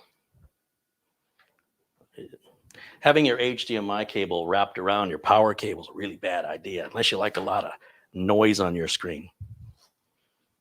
Just don't mind me while I untangle this. Okay, we have video, power switch, keyboard and mouse. I need a keyboard and mouse. It's over here.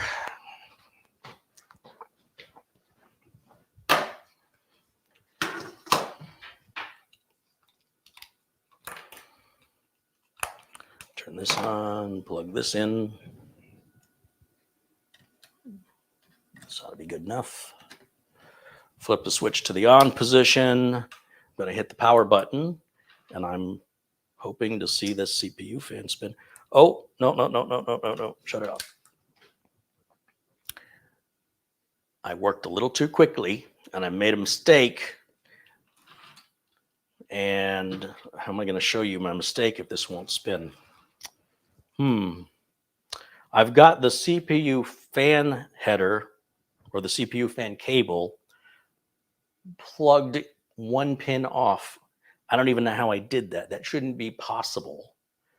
But I obviously used too much force because that wouldn't have been done easily. So it's 1 pin. It's a 4-pin header and a 4-pin plug. But I'm only on 3 of the pins, and part of the plug is hanging off the edge. I don't know how I did that. So let me put my glasses on this time and get a little closer. Pull it back off of the header and push it back down. Make sure the pins haven't been bent. There we go. Now, if I turn this on, and hit this switch, I should see this fan start to spin. Yeah. And then it should boot into Windows 10 because we installed that earlier. So let me go to the HDMI input, which is right here. There we go. Good timing, Carrie. Look at Windows was just booting. Let me grab my flash drive that has my utilities. And we're going to put Prime 95 and the hardware info. They're free utilities. And we're going to just see how hot the CPU is going to get under an extreme load that I'm sure Doug wouldn't do such things. Would you, Doug? But I want to make sure if he does, this thing can handle it. Piece of cake, no problem. No judgment. Okay, so with the flash drive plugged in, I can grab this mouse and copy the files I need, which is right under PC testing software. Now all of these utilities are free. If you Google them, you can download them. Take a screenshot if you want. People keep asking me, what are the utilities? They're right here. Just freeze the frame and Google those words that you see. No secrets, just pay attention. And I want Prime 95. It's very specific. I want version 26.6. I don't really care about the build. The reason I want that is they started turning on AVX testing and they changed the defaults when you run it. You'll notice when I run Prime 95, I don't change any of the default settings. I just go with the defaults and it's always the same so I can compare my benchmarks fairly from one to another. If I change the version of the benchmark and I'm changing the test, then I'm changing the results of the test and all my previous results are now invalid. Did I just close that? Okay. I see what I did. Sensors. Okay, that's what we want. No, I don't even, I use this for AMDs. I don't want this. It's too much information. I want, back to my drive, PC testing software. I want HW monitor. That's what I meant to drag over. This, like I said, I use this to read the AMDs, although I think HW monitor does a great job at that now, but they weren't a couple of years ago. So old habits, you know. All right, let's start HW monitor. And we'll see where our temps are right now. Eventually.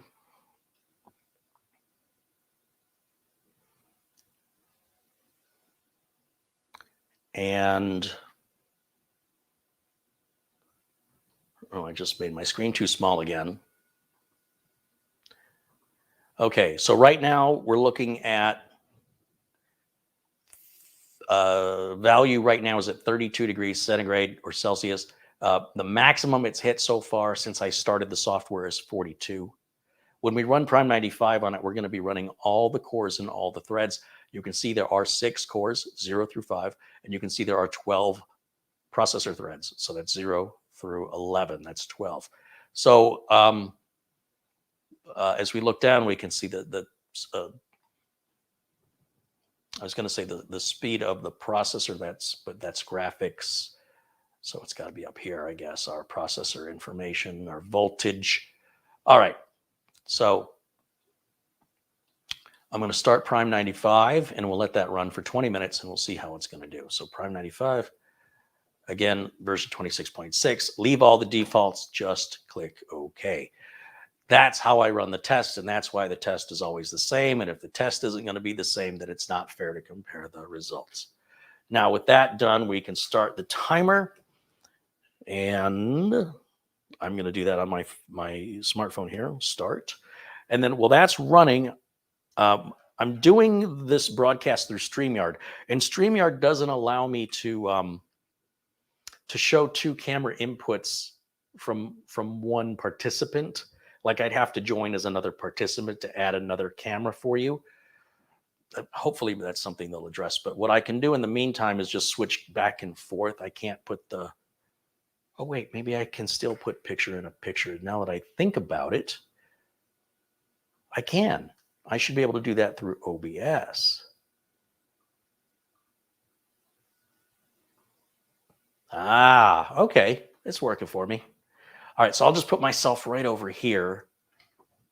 And that way we can keep an eye on those temps, and I'll keep an eye on the time, and we'll check it out as we go along, answering your technical questions while we wait for the test to complete. So if you have any questions for me, fire them at me.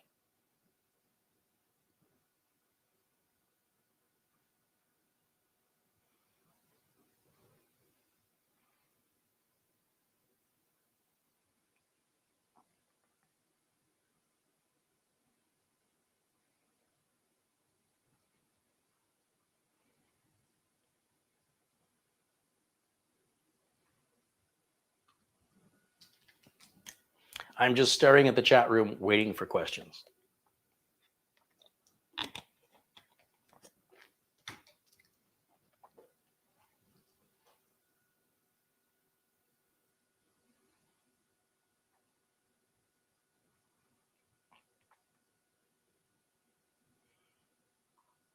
Kyle wants to know, do you do these tests for every build you do? Absolutely, because it doesn't take very long. And I know if it can pass this test, this is probably the hardest thing this computer is ever going to do in the rest of its life right now. Once it gets this out of the way, whatever the customer does with it probably won't be anywhere near the amount of work, and processing, and the amount of RAM usage and everything that's happening simultaneously. This is a real serious workout. Especially for 20 minutes. If a customer does utilize that kind of power, it's usually just for a few moments. So, to run it full bore for 20 minutes is highly unusual unless somebody's doing something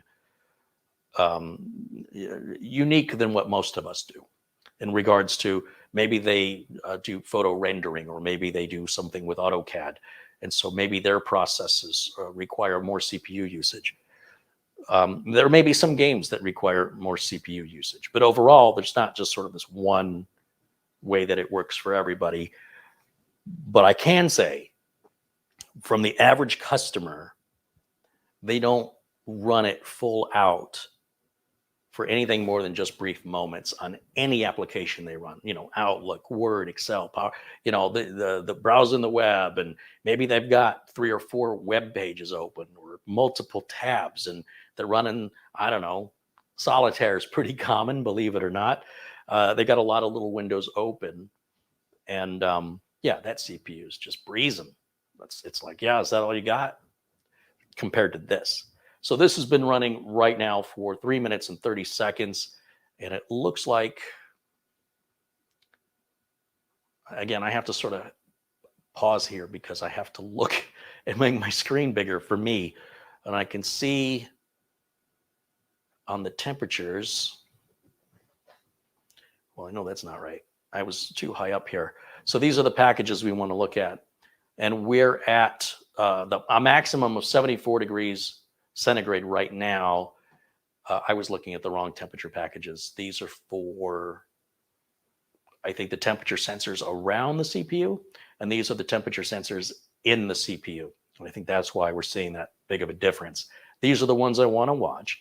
And I want to make sure, if this is our lowest low, and this is our highest high, and this is our current right now for each of the cores, since we started running the software. So I would like to see this CPU get no hotter than 85 degrees Celsius in the 20 minutes that we're running it. If it does, I'm going to feel like that cooler is not good enough.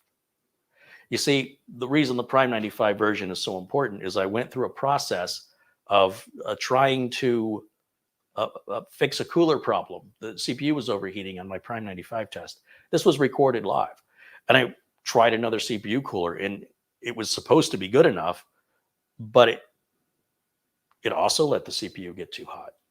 And I'm like, well, what's left? And now you got to get to like some big radiator liquid cooler or something. And I'm scratching my head, I'm like, this doesn't make any sense. This seemed to work before. And the Prime 95 test was different, and it was running those AVX instructions, and it was causing a lot of CPUs to overheat. Now, you can manually put the settings back to the earlier version, but I don't want to think about it. I just want to start the software and hit OK and run all defaults. Because if I have to think about it, I might not. And then the test results may send me down a path I don't need to go on, just like trying to replace that cooler. Long story short, too late. When I ran the original version of Prime 95 I had been running, back on the system that I had been going through these coolers, I put the original cooler that I built it with back on it, ran the same version of the same test that I always run, and guess what? It was just fine. And sometimes, and this complicates matters, sometimes the motherboard manufacturer will release a BIOS update that sends a little more voltage to your CPU, so you can get a little more oomph out of it when it turbos, you know? And that causes your CPU to run just a little bit hotter. And then out of curiosity, one day you go, yeah, it's been a while since Carrie built this. I want to run Prime 95 and do, yeah, some people do this. They go, it's been running fine for a year, but for no particular reason, I'm going to run the HW info and the Prime 95 and run it. No, usually what happens is, the computer starts acting a little funky and they think, gee, I wonder if it's overheating. And then that leads them to this test, right? Then I get the call. Hey, this thing's hitting 85. Should I shut it down? I'm like, it's been 20 minutes. No, it's only been like 8 minutes. I'm like, yeah, shut it down. You don't have to shut it down, but stop the test. You don't need to go any further than that. It's not dangerous. It's just pointless. So anyway, the customer's confused. I saw you use Prime 95, same version, same everything, and it never got this hot. I've had the computer a year. I run the Prime 95. It's running hotter, and I know you didn't doctor the video. So, what's happening here? What's happening is you got a BIOS update. Well, how did you know that? Well, because your voltage went up on the CPU. It's causing your CPU to run hotter. Well, what's the voltage supposed to be set at? I'm not sure. I'd have to go into an identical motherboard and see what the default settings are before you put that BIOS on that you put on. So you don't have to take the BIOS off. You just need to go in there and make adjustments manually to those voltages. So he went in there and kind of went at it blindly until the system was stable. And he's like, yeah, I got it locked in. I've run Prime 95 on it for 20 minutes. It never gets hotter than, 74 or something ridiculously low. And he fixed his own problem, right? So these are the problems with benchmarks. Start digging through solving a non-issue that is only an issue because you believe the benchmark. At the end of the day, if the system's running well for you, leave it alone. But if you want to go looking for problems and you're chasing perfection, I won't get in your way, but it just seems a little bit pointless to me. It feels like it's just unnecessary. So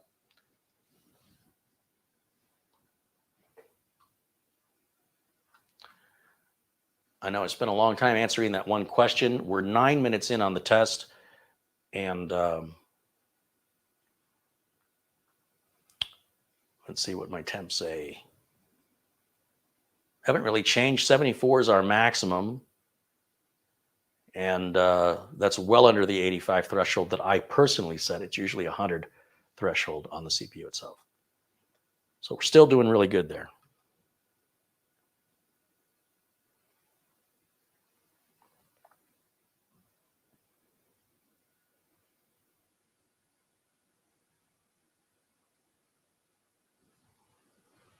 Gary, is it normal? A GPU usage at 98 to 100%, playing games all the time, temps at 75C max. I guess it's going to depend on the settings of the games. It depends on the GPU. I would say, yeah, it's normal. Sure. For probably the combination of those variations that are unique to how your computer is yours and your games are your games and the settings you play those games under, right? That's all those variables probably add up to exactly that. And if you change any of those variables, it probably would change that as well. So I'm going to just go with yes. Just wanted you to know how I'm getting there. Selden Bell joins us. Selden is a community member here who designed that little rotating cube on our NZXT liquid cooler in there. That's Selden's animated GIF that he did for us. It's pretty cool. Gets a lot of attention.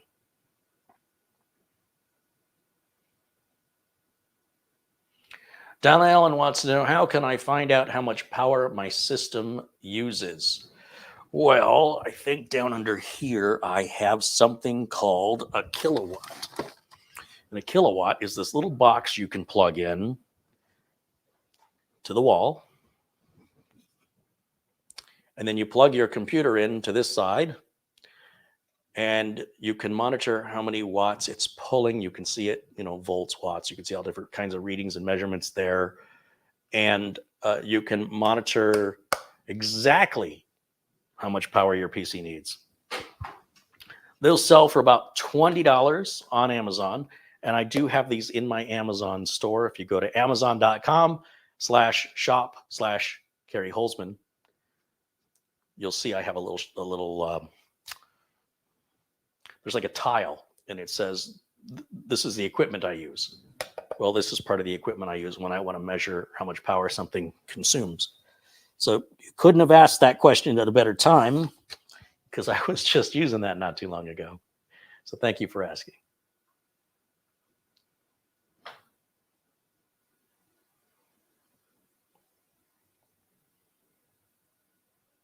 Don Nelson wants to know if anyone else is having a problem with SK Hynix. SK Hynix NVMe, SK Hynix RAM.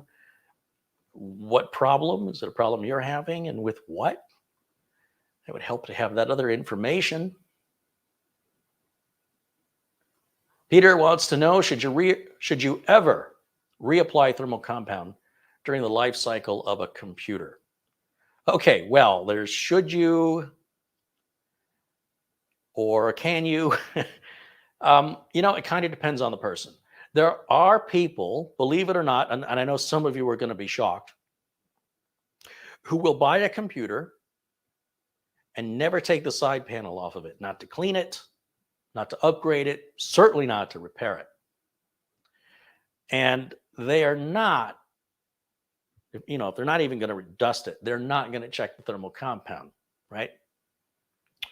And so that computer will probably go through its entire life without having a heat issue, right? I mean, how many times do you hear somebody tell the story, well, we had to get rid of our old HP that we used to play solitaire and check the email because the thing was getting too hot. It's like a little furnace. It was shutting down. So we just thought we'd get a new one. I don't know why I went into a southern drawl. But regardless, don't mind me. I'm just amusing myself. I needed a different accent so you knew me from the customer. See, all right.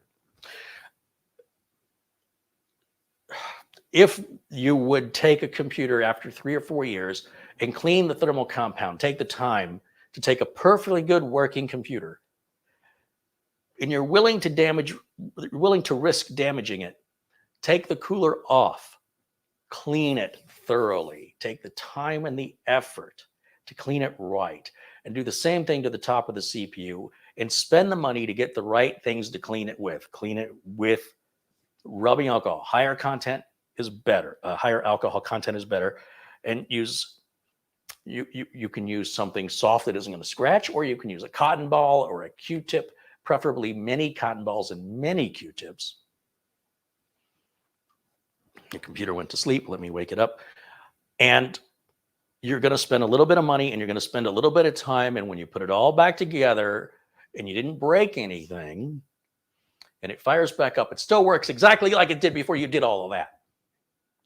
So unless you have some sort of high-end gaming computer and you're sort of, you're overclocking it or you're pushing it hard all the time, and you're a techie kind of person. Well, if you're a techie kind of person, you're going to do it anyway. This is kind of a trick question. If you're a techie kind of person, that might be something fun.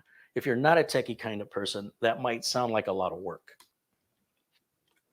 And if they say, well, what do I get as my reward for doing all that work, how much better is the computer going to run? For most of the time, it's going to be like it's pretty much going to run exactly the same. But again, if you have a higher end machine, that may make a difference. But if so, you sort of already know if your temperatures go up, you're not intimidated by the process. And so for somebody like you, somebody who's comfortable with it, sure, why not? Why not change it? Excuse me. Unless, like I say, you're a noob and you're afraid of breaking it. But then how else are you going to learn? So anyway, I haven't changed my own thermal compound unless I'm changing the CPU fan. On all my clients' machines, I don't change the thermal compound. If the machine comes in for a repair at any point, I can tell you they're going to need to get dusted. They're going to need to have the leaf blower hit, have the leaf blower, blow them out. And then I will gauge based on the way the CPU heatsink looks before I blow it out, how much the stuff is in there, whether or not I should change that thermal compound. It's just a decision I make. Well, I've got the machine anyway. Why not just go ahead and change it? But I wouldn't instigate a repair to a client to go, hey, it's that time of year again. Why? What's going on? Everything's working good? Yeah, everything's been working great. Well, good. Let me change that. I mean, let me do some unnecessary work that'll keep that going. It's kind of a hard sell. That's all I'm trying to say. But thank you for the question. It's a common belief that should be changed out regularly, but not by non-technical people. They don't hold that belief, and their systems run just fine. Okay, so looking back again, I need to look back at my screen, and I have to make it larger so I can see it. We're at 17 and a half minutes. Our maximum temp so far is 78 degrees. No, 79. I see 79 right there. Still well below 85. I'm not worried. And this cooler is very quiet. So happy with that. Let's hope it continues the next 2.5 minutes and doesn't do anything unexpected.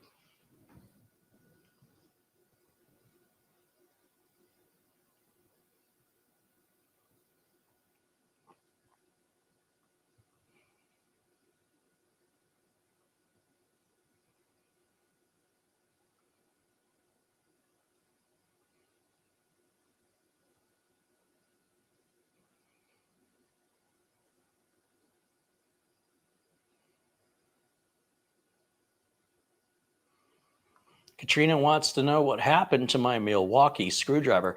Nothing. I just used it when Mitch was here. It's right here. It's all good. I don't like to use the cordless driver when I'm tightening down like the screws on these heat sinks. They certainly need to be tighter than the driver is going to put them on anyway.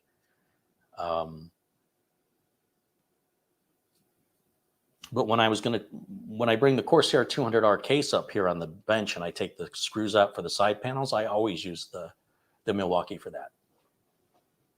Because there's nothing I have to worry about, damaging or, especially taking screws out. It's the putting screws in part that's the dangerous part with the electric driver.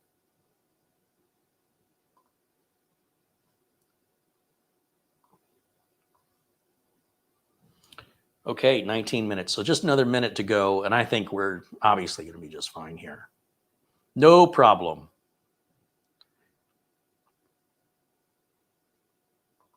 John Zena says, where is Mitch? I don't know. Why would I know where Mitch is? Why, do you think he has to check in with me? Where's Mitch? That's a great question. Does anybody have any questions I can answer?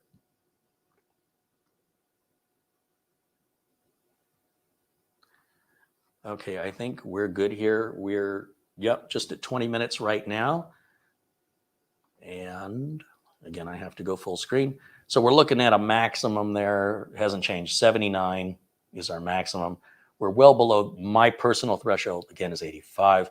Intel's threshold is 100. I like to have a 15-degree headroom just in case a customer surprises me.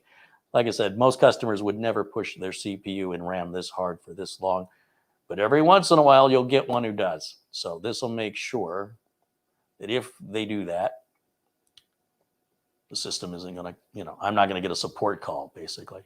Now, I'm going to stop the test and watch how quickly a CPU cools down. Watch these numbers drop into the 30s and 40s. As soon as I go to test and I go to stop, and then I have one more step, I have to confirm it.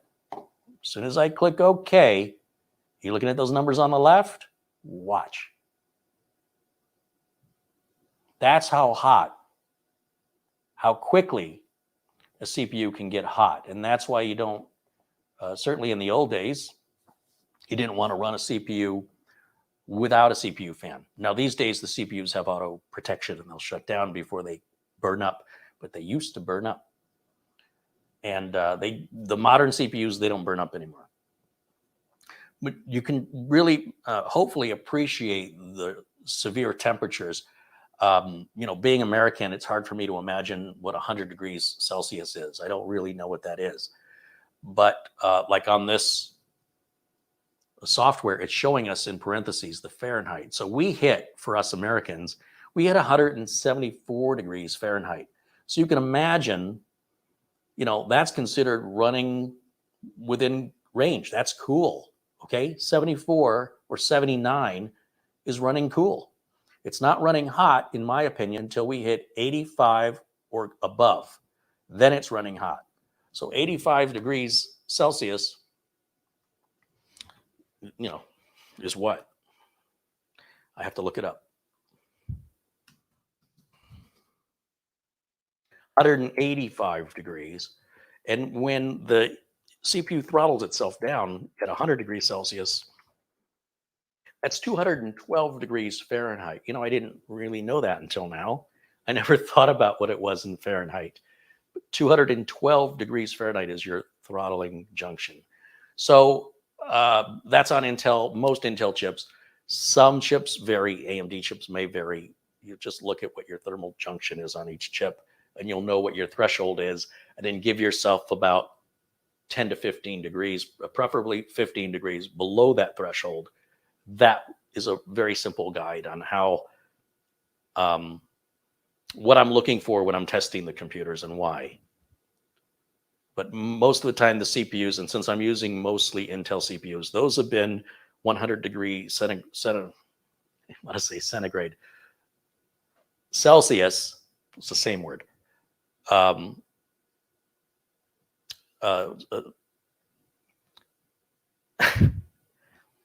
losing my thoughts. I'm reading the chat and I'm trying to get an idea across, and then I just had two cross thoughts and forgot where I was. But needless to say, I didn't realize 212 degrees Fahrenheit was the cutoff point. I've always called it in Celsius. And I generally, when I talk about CPU temps, only talk in Celsius because that seems to be the terminology the industry is using. But in other aspects of my life, I don't measure things by Celsius. Just that.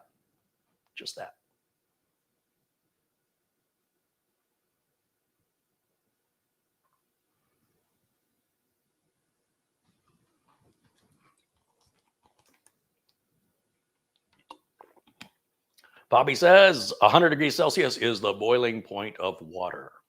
Right, and like 0 degrees is freezing. I don't know.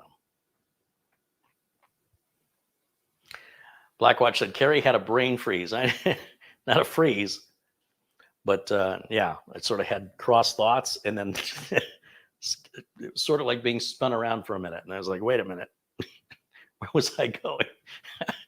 All right, so this is run, like I said, it's run long enough. I'm very confident Doug's not going to have any problem with this. And now I can go ahead and install it into the case. So I'm going to go ahead and shut everything down. I'm going to close out these apps, obviously. Again, I have to make the screen bigger so I can see what I'm doing. So just bear with me for a second, and we'll close this and shut this down. Okay. Okay, now I can go back full screen on camera 1. Hey, look at that. Everything can be disconnected because now we're ready to put the motherboard into the case. And that shouldn't take very long since we've already got everything prepped. It's just 9 screws. And the power supply is 4 screws. Hook up a couple of wires. Super easy. Barely an inconvenience. I think that's how the guy does it. You got to tilt your head when you do it. So I want to unplug this. All these parts over here, those 4 little screws, and this, no, just these. That is part of our, you get a lot of extra. I'm just trying to let you know you're going to have a lot of extra parts. And that's normal. Don't be freaked out by it when you have a cooler that can install in 17 different socket types.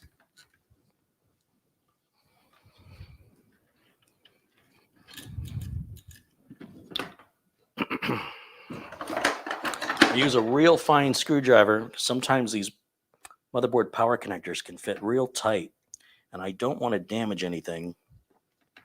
I can get a small flat blade driver right into the little gap and twist it, and it gets me just enough leverage where I can finally pull that connector off without damaging anything, especially not damaging my fingers. Okay. I want to go ahead and take care of this wire management for the CPU fan right now because it's out of the case. It's super easy for me to get a hold of.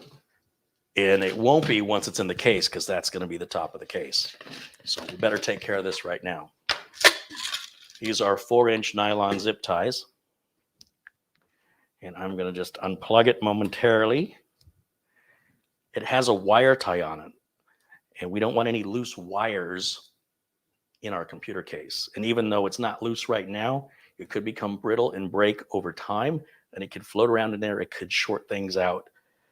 I don't know how likely that is, but just take them out, man. Here in the desert, it really worries me when I open up some people's computers, and these have become brittle and fallen, and they're on the bottom of the case, or sometimes they're hanging on something dangerously close to the motherboard. And I look at that and I'm like, yikes. Now, Cooler Master likes to put these stickers. I guess if you remove the sticker, you don't have any warranty anymore or something. But boy, it really gets in the way of cable management. So I just don't care. It's a $30, $40 cooler. So if I had to go and buy another one, I think I'm going to be okay. I'm not so worried about the warranty on a $40 cooler. I would be worried of the warranty on a $200 cooler, or an expensive cooler. But on a cheap cooler, come on now, seriously. It's like you go to Bed Bath and Beyond and they ask you if you want to buy the extended warranty for the toaster. No, I think I'll take my chances. If I need another toaster, I'll just come back and buy another one. It's $12.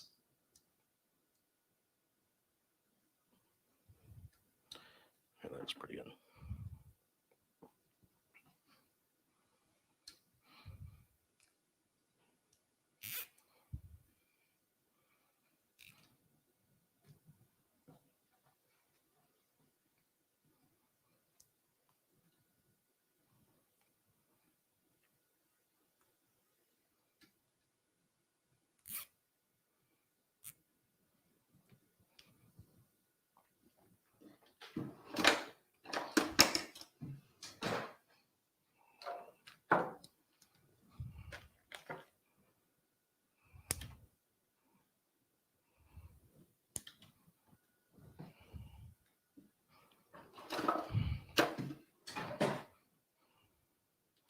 Okay, so that looks much, much better. I'll go ahead and plug it back in, being sure to plug it onto all 4 pins this time.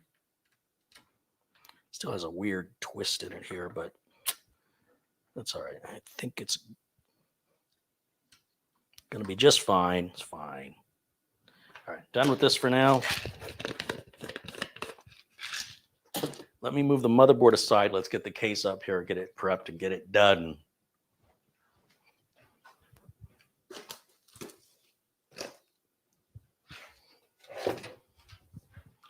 one of my last 200R cases for now. I'm sure I'll get some more. I still have one more new in the box. One left. So this is where I'll use that red Milwaukee driver.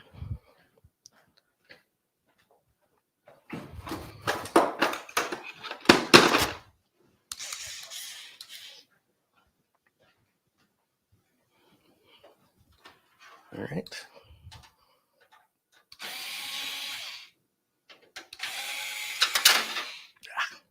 Did you see that jump?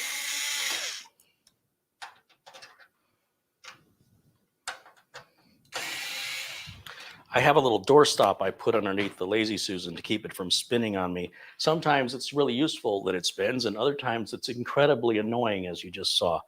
So I was just thinking about, where did I put that doorstop? Not a shoehorn, it's a doorstop. I thought, oh, right here. See, if I put that in there, just jam it in there, this doesn't spin, makes it easier to take those out. See that?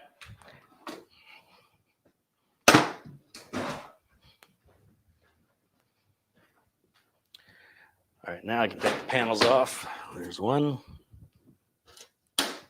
There's the other one. This doorstop out of my way so I can spin it, show it to you.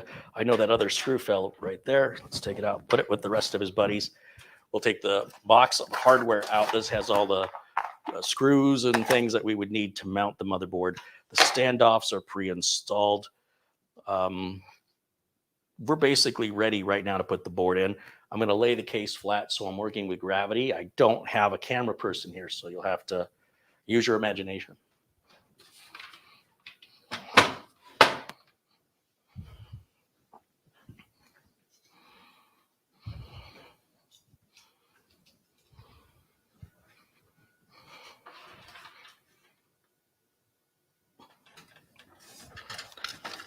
Just going to set the board in, right?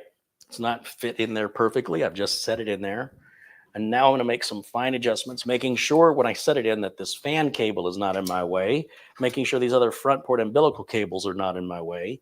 And it's just kind of in the general vicinity of where I need it, but it's not exactly where I need it.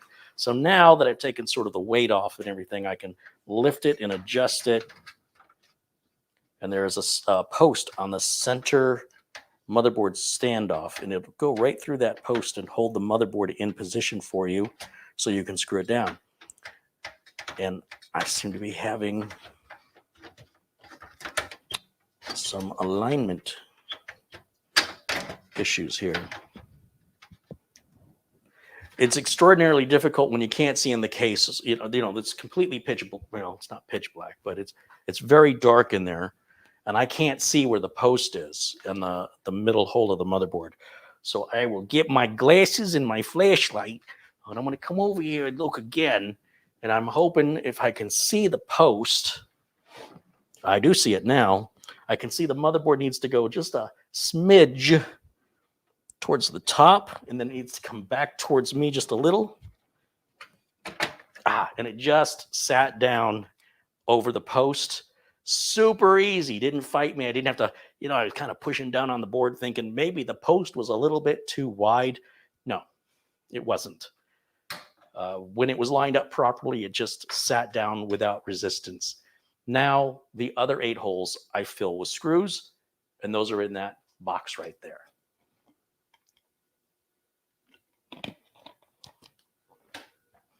This is a great time for me to use my Milwaukee driver. I'm going to get the screws started first. Once they're all 8 are started, I'll go back and tighten them all down. That way I can still sort of move the motherboard a smidgen, sort of forward and backward, left and right, just to make sure all the mounting holes line up with the standoffs underneath of them. Once all the screws are started, obviously it's lined up properly. You don't have to go in any particular order, but, don't miss one. I've done that, where if you don't go in a specific order, you may not remember, did I do that one or did I not do it? Or you might think you did it and never look back, which apparently I did. So on one build, customer got a machine, Well, it was Larry. This guy joins us in the chat room. Larry got his machine. There was a motherboard screw rolling around in the case. It was very embarrassing. Like, from me, I did that. I mean, that wouldn't have just worked itself out in shipping. I clearly didn't follow my normal routine.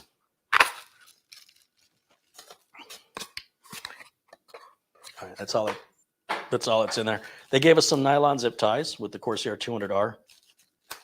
They give us some extra standoffs for like micro ATX boards and other industry standard boards, but we don't need those. They give us a bunch of fan screws because there's lots of additional optional places to put fans that are all a waste of money and it's just going to add noise and dust.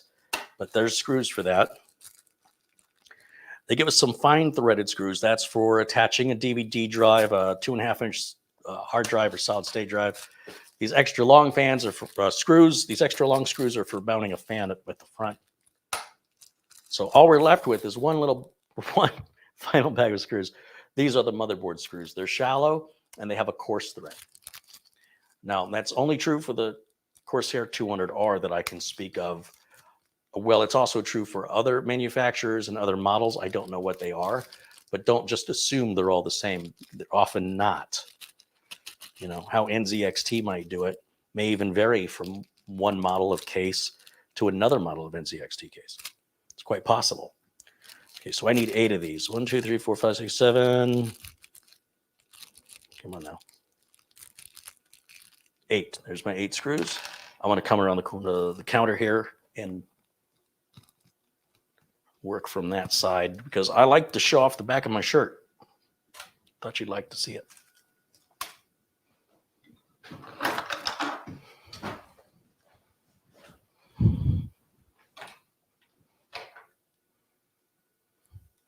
Yeah, I probably should be wearing my glasses again, but let's just see how this goes.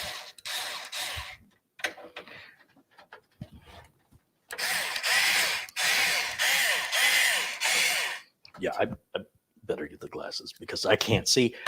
If it's all lined up, in theory, the screw should go right in, but that's clearly not aligned. So let me take a look at how it's not aligned so I know which way to adjust it.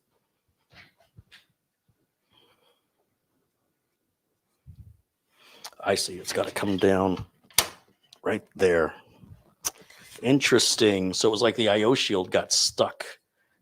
Well, look, the I/O shield's up here for some reason. Well, that's very strange and concerning. Why is it doing that? I've never seen that before. The I/O shield.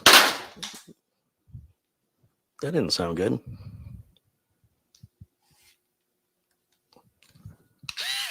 It's still alive, everybody. Okay. The I/O shield, it's sitting up like this, which indicates the board is sitting like that. And I'm never going to get any of the screws to go in if it's going to sit like that. So I have to sort of look into this. What's happening here?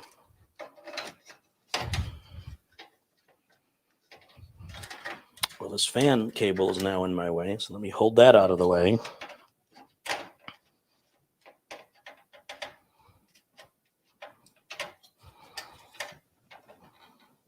That's really strange. And it sits up like that again. Huh. Oh, wow. I've never had to do that before. I'm pushing down on the I/O shield cover, and then the edge of the I/O shield gets caught under the cutout in the computer case. So it's got a lot of tension on it. Gosh, that's really weird.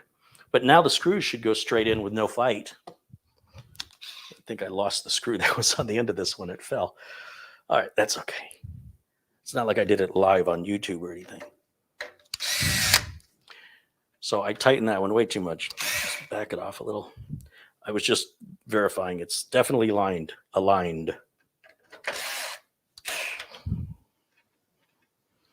Okay, going the 3 across the bottom first.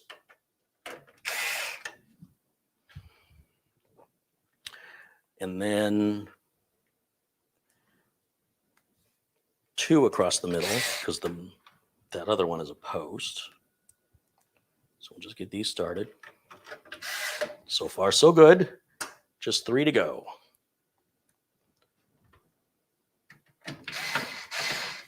Oh, and of course, we're going to have an issue. So I'll just kind of push the board forward.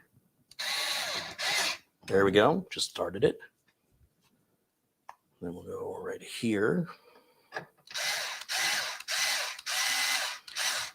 It's just a little not quite aligned. This is why we don't tighten the screw. Just push on it a little more. Nothing. There it goes. Okay, and then wherever that screw went, that when I dropped the driver, it scattered. It made it run for it. So I'm going to just grab another screw out of the bag here.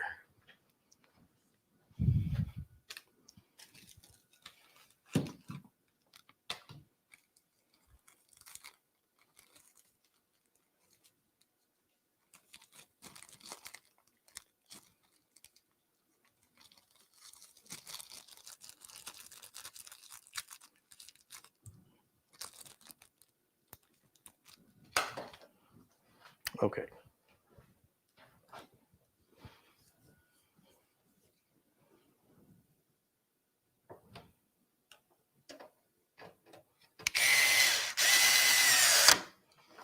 Okay, that one's tight.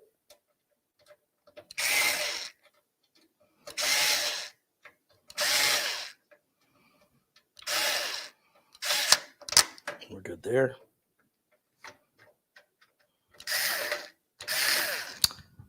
Yeah, gonna need these again. I am trying to brave it without them, but I don't usually miss that much. Come on now. That's better. Good. Excellent. Good. And we'll just double check if I got that one. And then the 3 across the top.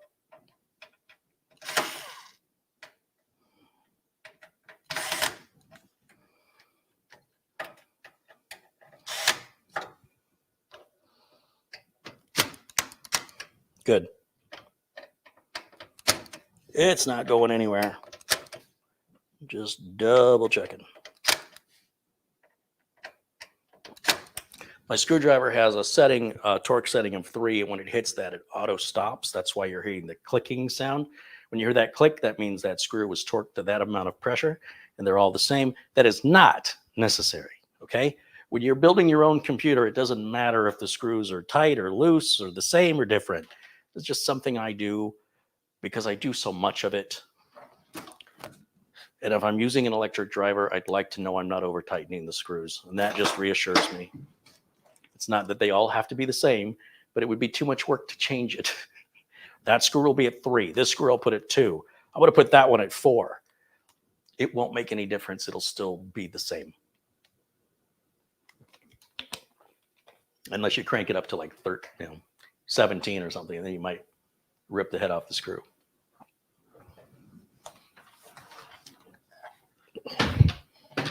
I'm not quite sure where that threshold is. I'll let you do it. You get back to me.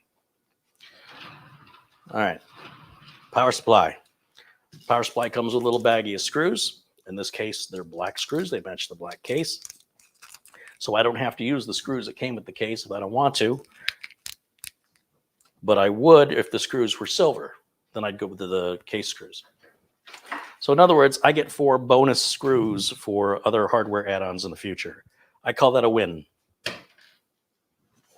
Fan faces down because it's going to draw air in from underneath the case. Slide that to the back. And then once again, I'll get the Milwaukee out.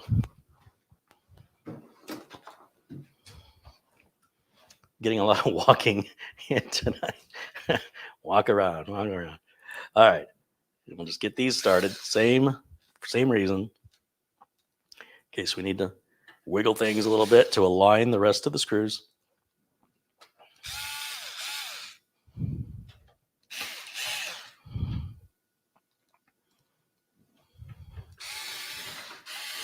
There we go. You don't have to do opposite corners, ladies and gentlemen.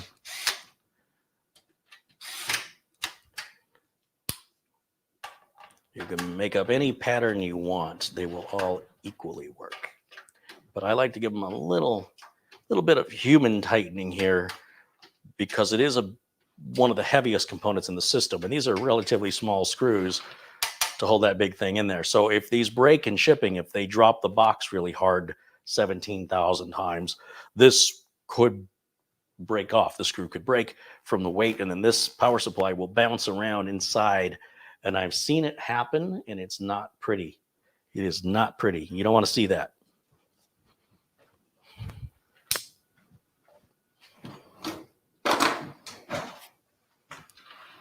All right, so we've got the front port umbilicals I want to take care of. So what I'm going to do is I'll just tuck those cables in for a moment. And the front board umbilical cables are your power switch, reset switch, power LED, hard drive LED, your front USB, and your front audio ports. That's all it is. That's all these cables do. If you don't hook these cables up, other than the power switch, your system's still going to run just fine. You just won't be able to use any of the stuff on the front of your case. So don't be intimidating by the cabling. It's really simple stuff. We always just handle one cable at a time, and before you know it, you'll be through them. Like these 4 black fine ones. What am I stepping on? Stepping on the box I threw. Okay. These 4 twisted black wires here, these are all your front port switches and LEDs here. These. So you keep these together. These 2 wide cables just go to one connector. That's your USB 3. It's one plug. It pushes on. No big deal. And this last one, this is just your front port audio. It's going to go down here in the bottom corner of your motherboard. It only goes on in one direction. You just push it on. That's all there is. It's really easy. And it's pretty much the same on every single motherboard. Pretty much. They're so similar. So I think before I start in on that, I'll go ahead and hook the power cables up.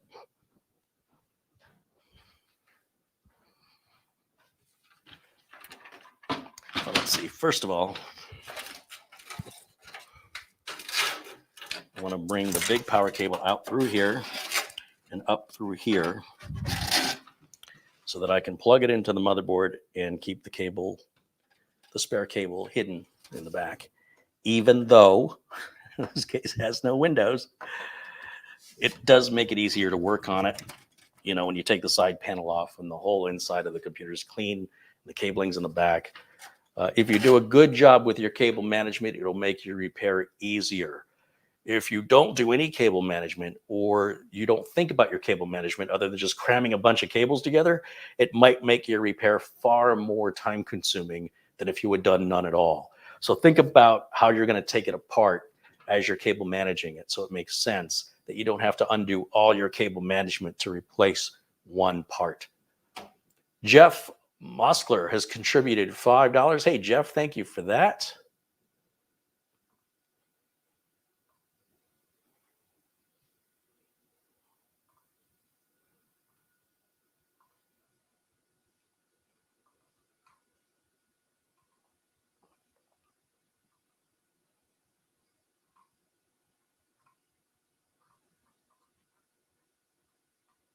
Okay.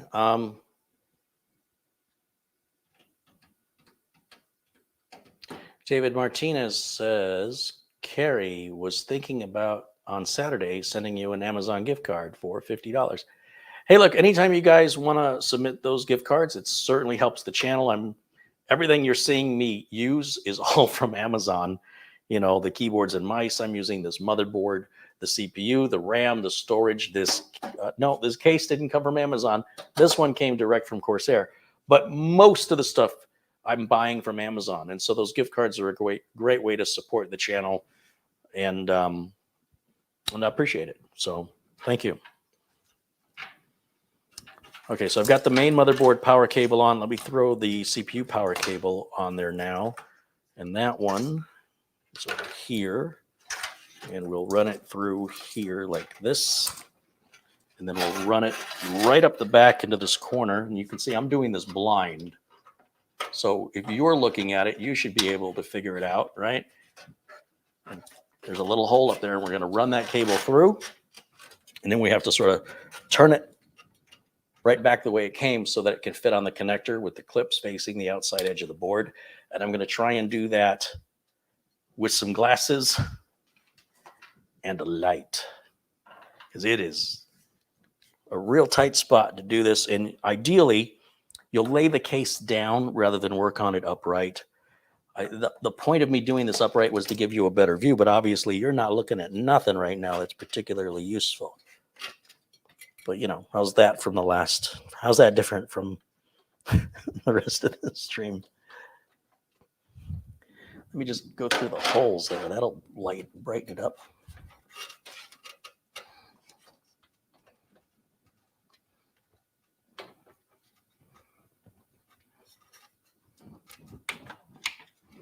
Okay. Okay, so the power cables are hooked up. Easy peasy. And now just those front port umbilicals. I'll start with that audio cable because it's super easy. Let's get it out of the way. Just take this audio cable, make sure it's not intertwined with other cables, because that's going to make your cable management harder later. And then we'll just take it and bring it down. It just so happens this power supply is a little short, which is good. We could fit the cable right up in there. That hides it as much as possible. And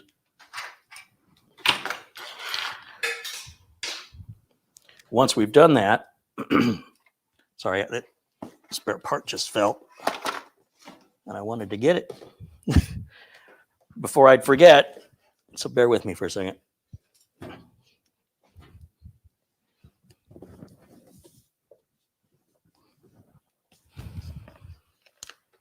Okay, I guess I'm going to get it later.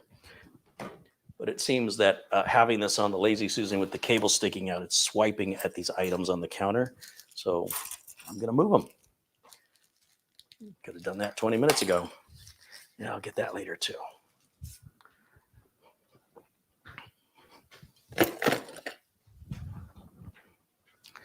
Okay.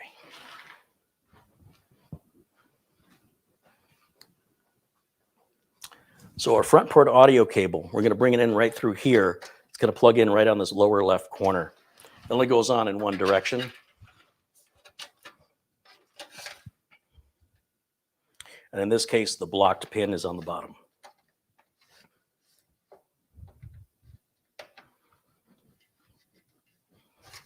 And then we'll just take whatever slack we have left over and push it out the back.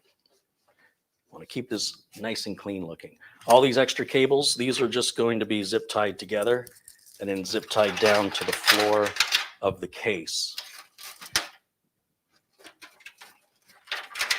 See, like, I don't like how that cable right there, this one right here, appears to be going over these two. I'd rather it went under. So I'm going to take care of that now. This is little details. And I'm not quite sure how much of that you're seeing and how much of that's my back. But sometimes you have cables where in the back, some are coming out through the bottom, some may coming out between them. So I like to just completely make sure they're not woven together in any way. And that makes the cable management easier. So we're clear. Now, USB 3.0 cable, again, really easy. We're going to bring that through probably we can do the top hole or even the second hole. I guess we can do this top hole and bring it in.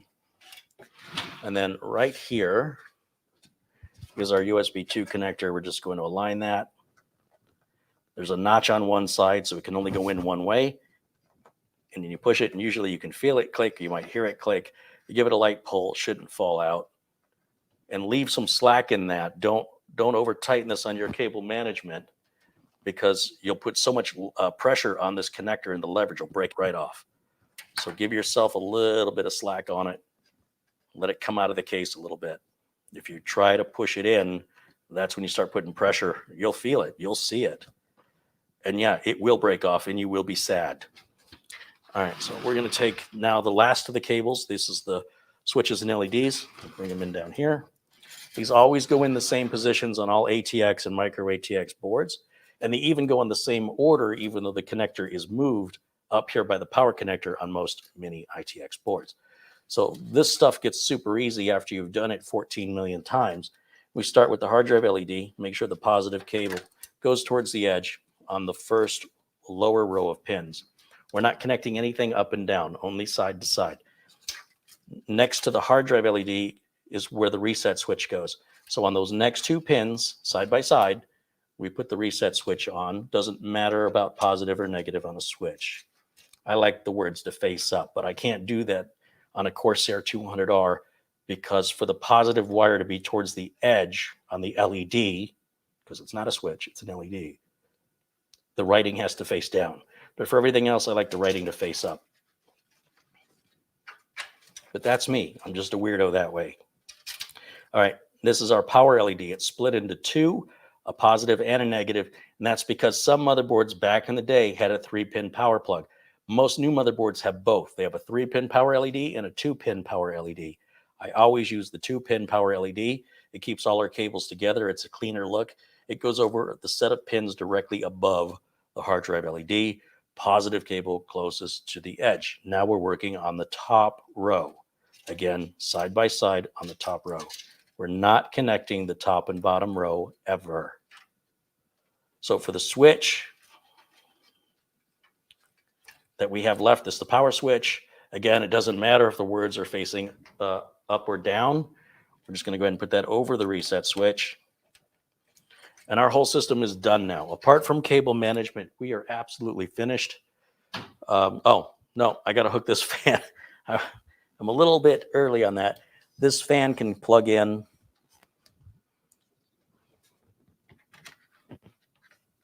right up here, and I'm going to have to get a zip tie and clean it up because I don't want that wire tie in there, but we can at least test run it and make sure everything's okay.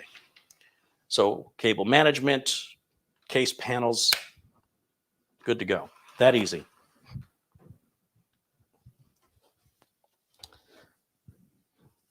Turn power supply off. Power cable. I'm going to plug the wireless USB keyboard mouse dongle up on the front USB ports. That gives me the way to test those to make sure that they're working, right? If my keyboard and mouse don't work, it might be my USB port aren't working. I'm going to make sure the keyboard and mouse are turned on. And I need an HDMI cable so we can monitor the output here.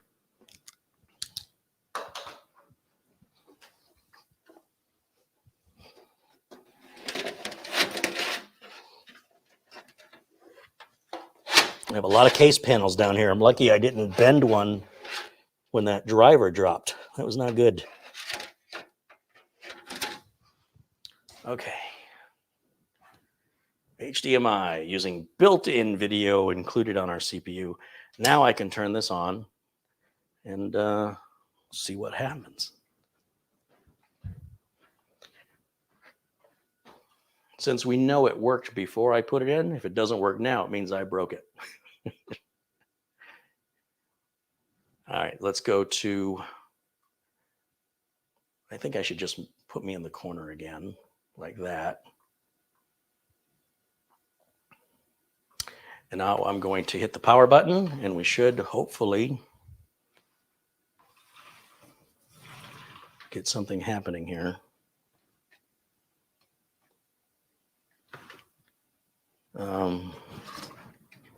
Nothing is happening. Let me just double check. Have it plugged in, turned on. HDMI's in, power. Well, that's not good. Let me just double check. Sometimes I put those front pins on, front headers on real quick on the pins. Maybe I rushed it. Nope, it's all correct. All right. Make sure my power connectors are on all the way. I want to double check, push down extra hard on both the 8-pin CPU power and on the 24-pin motherboard power connector. Oh, I just kind of felt it move. Okay, switch is still on. Power. No power. Why am I not getting power?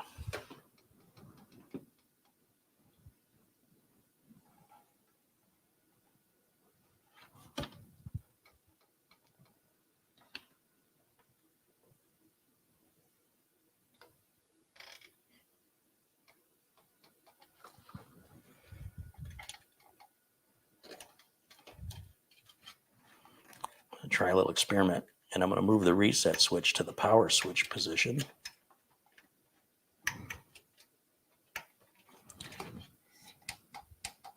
Okay, so it's not a switch problem.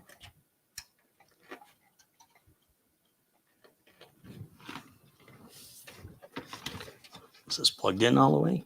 Let's try that.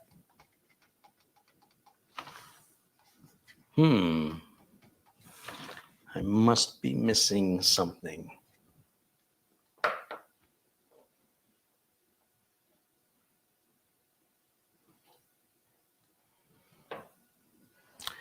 And I'm going to get another Gatorade. Will I let you guys in the chat tell me what I'm missing?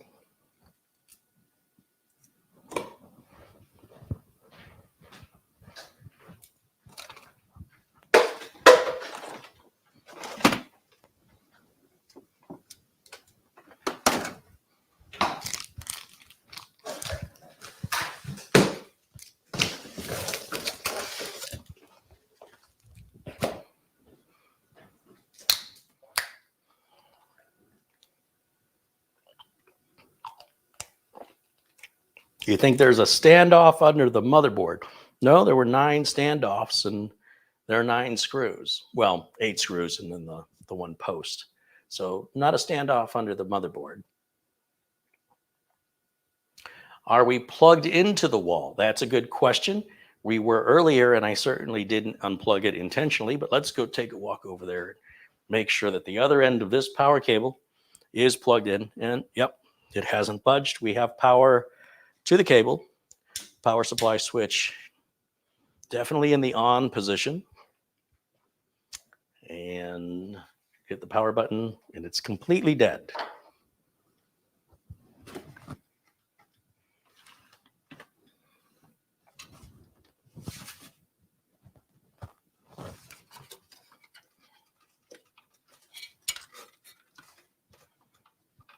That cable's definitely on good.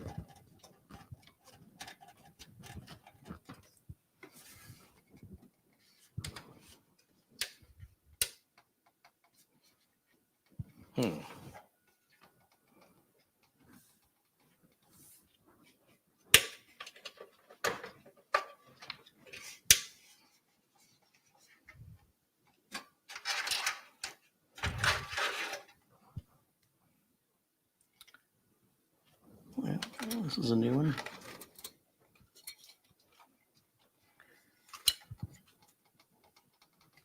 Yeah, it is absolutely flat dead. Isn't that interesting? It was working just a minute ago. I must have done something. Now we can look at the back of the board and we can count the number of standoffs we have back here. And yeah, I mean, there's 9. There's no standoff that's touching or grounding against the board, but something else might be. That's the question. You know, remember how I had to push really hard on this IO shield? Maybe there's something about this corner of the board that, that I really had to push it down to get it to lock into place. And I wonder if there's something going on here, because that was certainly not normal. And I wonder if the problem is in this area. If I take the board out and start kind of studying this corner, I wonder if I might see something. I don't know, but I kind of feel like this thing should start. But I'm just not sure what the problem is.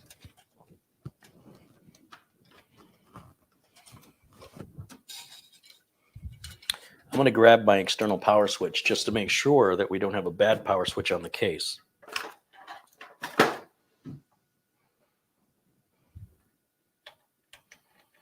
So I've plugged in my external power switch, and it's definitely dead. I feel like I've got to be missing something really obvious here, and I'm not seeing it.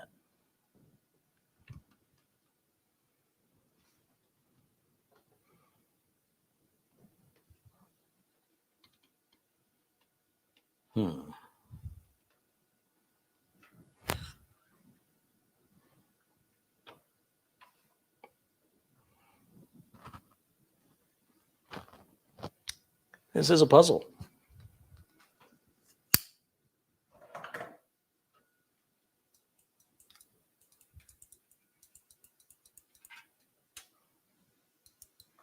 Well, there's no sense in me keep clicking my little external switch.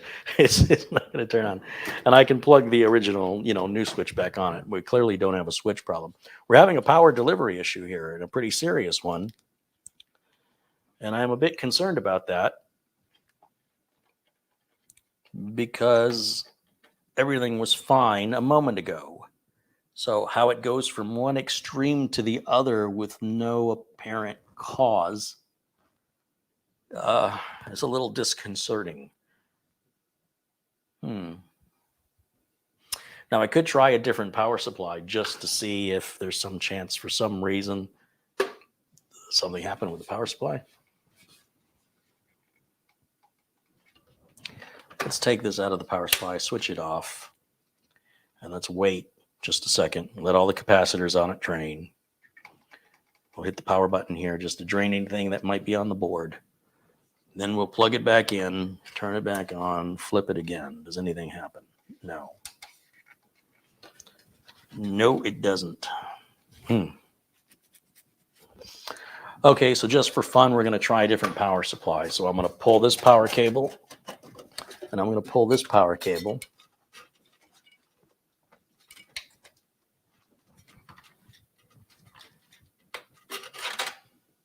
And I'm going to use a power supply right here and see if the power supply behaves the same way, or if the system behaves the same way. And I suspect it's not going to make a difference, but I need to verify what I suspect before I take the board back out.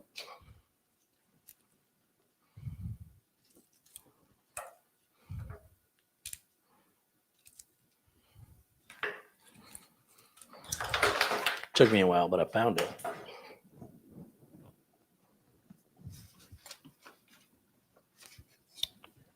Okay, come on. That right up in there like that. And then we'll plug this in over here. So that's HDMI. Plug that back in. I need the power cable. I guess I let it fall. Okay, we'll plug that in here. Flip the switch on. Come over here, hit the power button. Dead. It's dead. Completely dead. Okay, well, you know what that means. Something's grounding against the bottom of the motherboard. So the board is going to have to come out. When we take the board out, we need to test it again with power. And if it powers up, we've got to watch that upper left corner of the board. Something's going on there with this case. And I'll tell you what, I'll go back to full screen. And I'm going to go ahead and just start unplugging this. Just want to make sure that's turned on. I mean, I'm getting nothing at all. Absolutely nothing. No sign of life.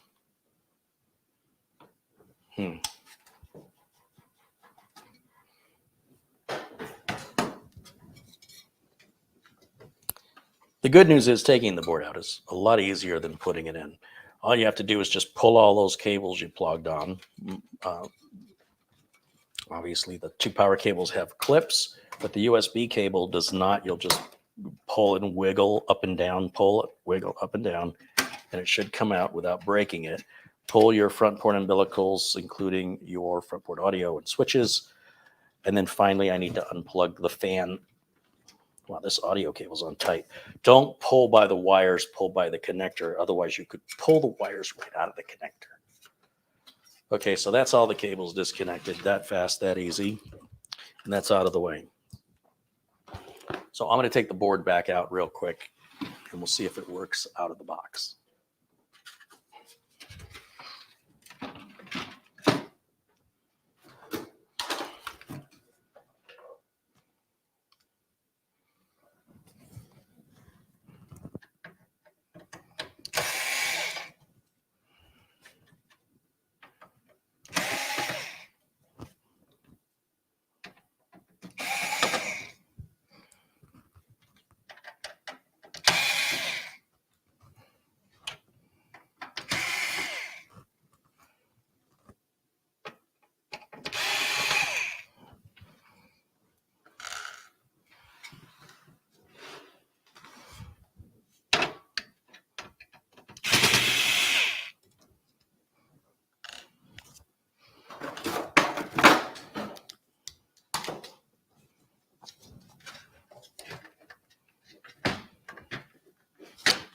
does not want to come out of there.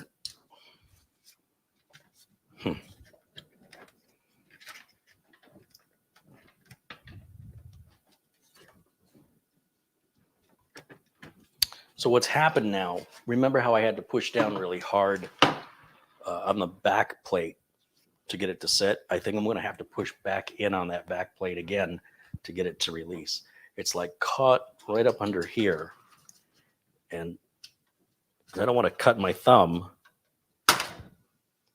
Yeah, I almost cut my thumb. And then that released the top of the I/O cover from the side of the case. And now the board should easily come right out. Except I forgot a screw. Other than that one little part, the board will easily come right out.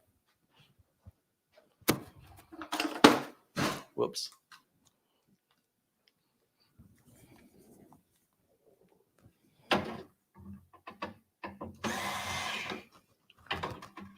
Yeah. Forgot about you. All right, now we got them all. Yeah. 8 screws, 9 holes. That's right. All right. So this is the motherboard. And there's something going on with this top right corner, and it appears, oh, this is quite interesting. If I show you, I mentioned these early on in this build. I mentioned those like grounding straps that are on the bottom side of the I/O shield. And what's catching my eye in particular is that one, the one at the top, has a little groove in it. Yeah, see that? And the one at the bottom has no groove. So this motherboard has no groove. That's its problem. It needs a groove.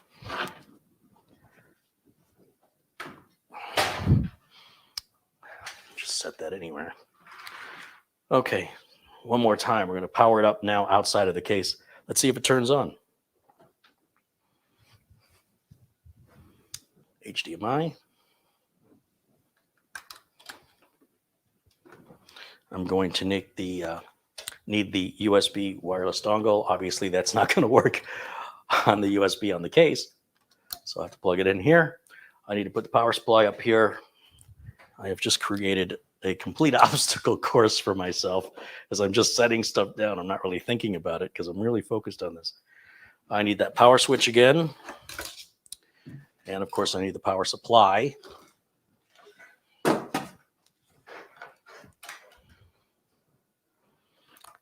always seem to put these screws right where the wires can knock them down. I have a real talent for that, especially tonight. So I'm going to move these over here where I never put them, and then watch. I'm going to forget where I just put those. Give it a few minutes. All right, so now we'll put this large connector on.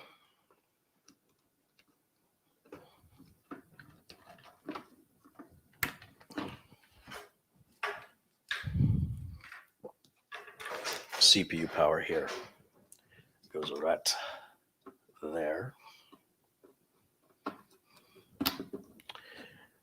Power connector will go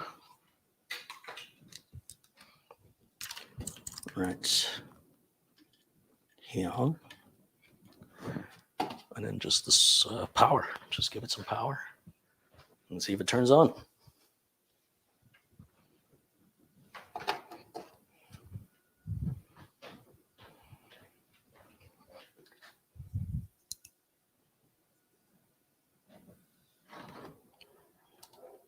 And switch on. Here we go.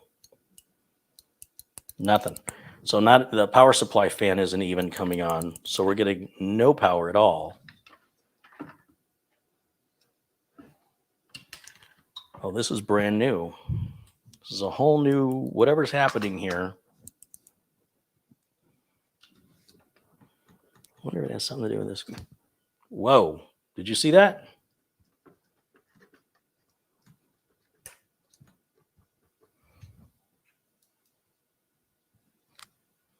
Did you see that spark? There's something wrong here. I don't know that I can send this to Doug. There's something very, very wrong with this board. Wow. Wow. Actually, I don't know if that was a spark or it was an LED just brightly lighting for a moment, but it had a little sound. So I think it was a spark. I may need to return this board to Amazon. I'm quite nervous. I'm uncertain about it now. It doesn't feel good. Yeah. Yeah, I don't feel good about this board at all. I mean, it's booting and it's working, right? Let me turn it off. Let's turn it off. And okay, it's off. Will it turn back on again? Turns back on again. Remember when I was testing it and I was moving, I was plugging something into this side of the board? There was something on this side. Something wasn't right.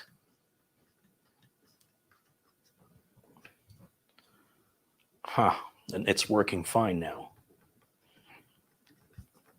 Maybe that little spark soldered the piece back on. I don't know. That's weird. All right. Well, I'm glad you got to share that experience with me because that's a tale no one will believe. And the system seems to work 100% just fine. So now here's the question. When I put it back in the case, is it still going to work?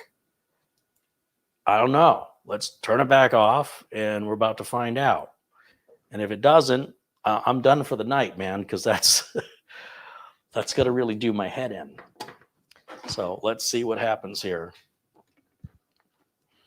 Basically, what I think will happen is when I put this back in the case, if it doesn't start, I think I'm going to be starting a return for Amazon and return the board. And then what I'll have to do is wait for that return, buy a new one, do this again so I can send that to Doug so he can continue the test that was originally set for. So this was just a little 2-hour project. That's all I was doing.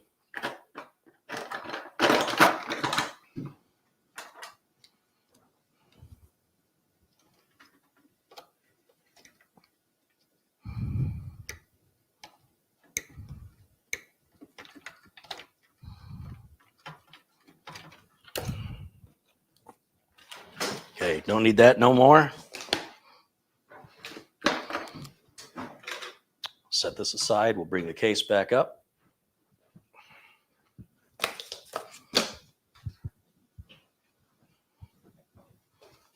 Lay the case on its side.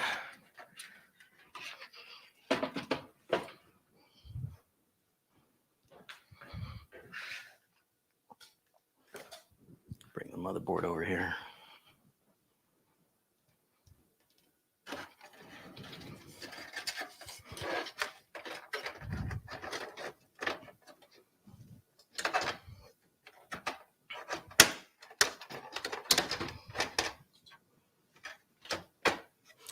That went in a lot easier. Now, I'll tell you what, it still has this weird gap that I fixed by pushing down on the board. In fact, it has a gap here, here, and here. The board is crooked. And when I fix that, it maybe I'm doing something to the board. Maybe it has to be on that. I'm wondering if those little grounding straps under there are hitting something on the back of the board, and that when I force this down, that it's causing some sort of connection with the back of the board. So, but on the other hand, I don't know that I can tighten that screw like that. I don't think it's going to tighten. I think that's what caused me to have to correct it to begin with. So it's an interesting dilemma we have here. Let me grab my flashlight again and take another look.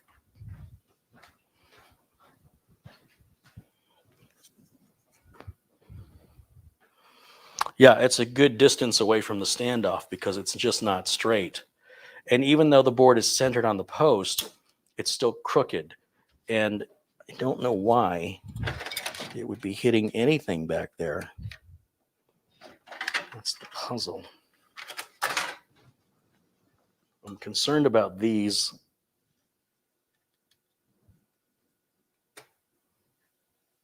It's just weird.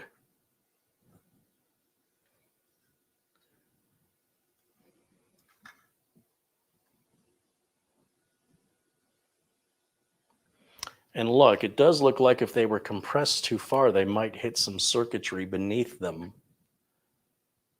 And that's a little concerning. I don't like that.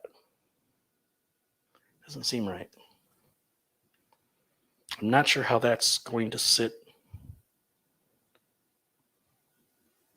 You know, it's as though they assume your standoffs are going to be taller than this ramp here, because your mounting point's right there.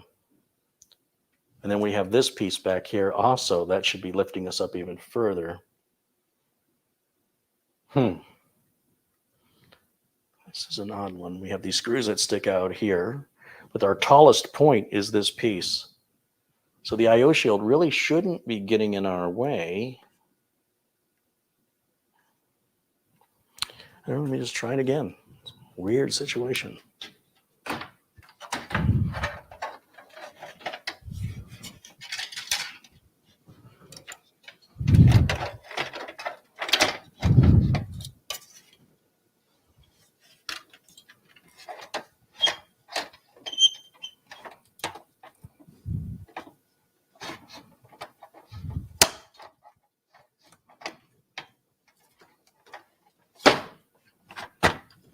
Okay, so that time I twisted the motherboard in this corner instead of forcing it down. I fed it in, so this corner went in first, and then brought the rest of the board down. And it's not quite, it's pretty interesting because before you could see the edge of the bottom and the sides. I can even feel the edge of that. I think that went through too far. Yet that's where it lines up with the screw.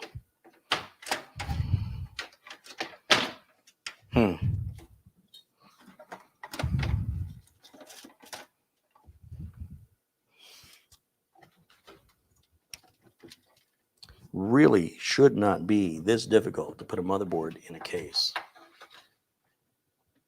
It is very unusual.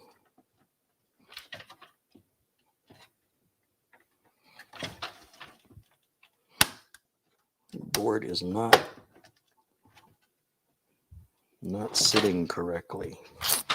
It's definitely not sitting correctly right now. It is not aligning itself as it should.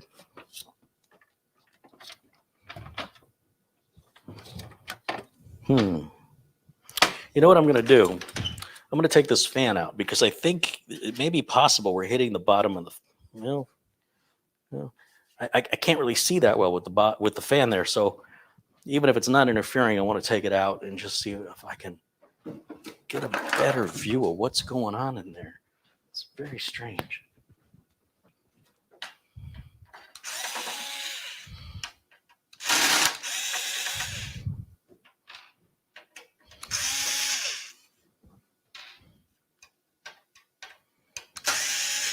Okay, I'll just put that over there for now. Get to that later. What are we doing? What's going on?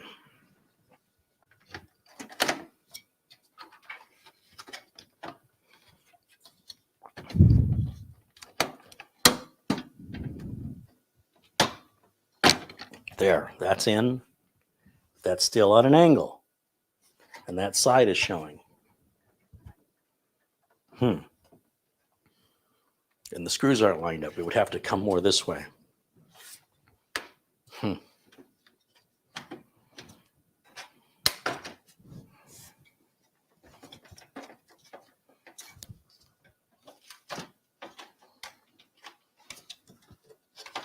It's super weird.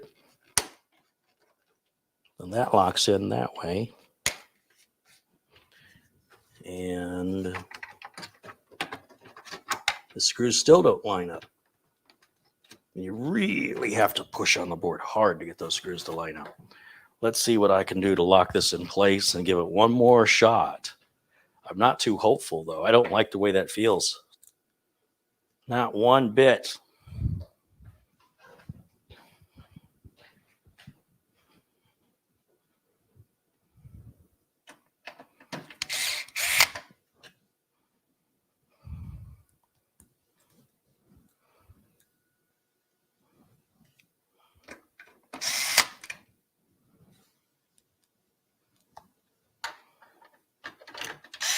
Okay, so I've just done the 3 screws closest to the edge here. And then we should have, 5 more to go, right? 1, 2, 3, 4, 5. That's how many I've got left. Look at me doing math. Okay.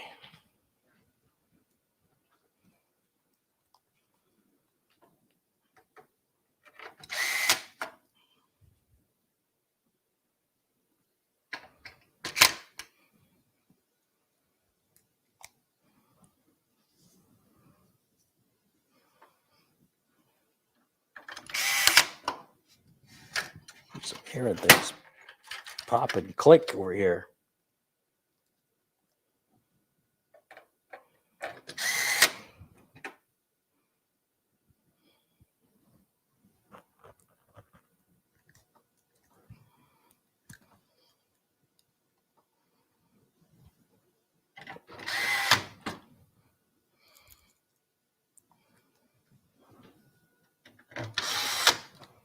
Okay, so that's all 8 screws back in. I'm going to leave the fan out because, I'm just going to take this thing back apart again.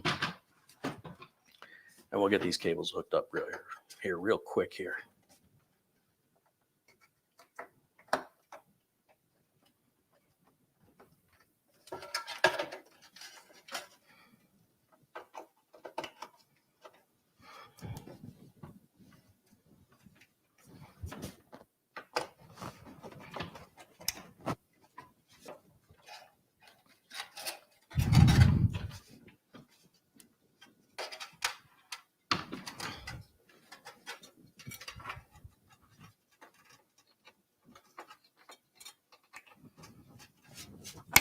Okay, there we go.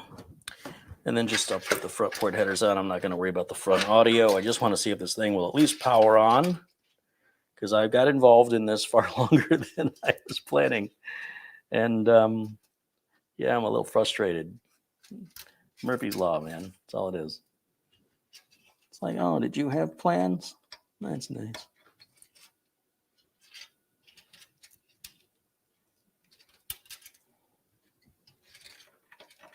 Okay, reset. Power. I don't need the power LED, but I'm going to put it on anyway because that's just the kind of guy I am. There we go. Okay, good enough. Let's power it up. Let's try to power it up.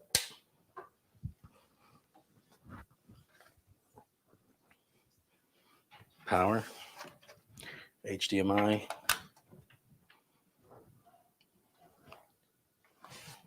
And USB is still in there. Okay.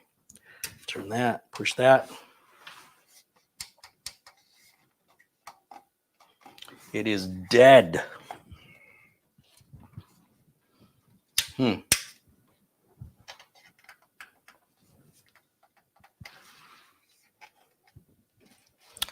Okay, well, clearly there's something happening on this corner of the board, and the design really bothers me. I'm not quite sure if that's the problem, but I just, to have straps underneath the IO shield like that's very unusual.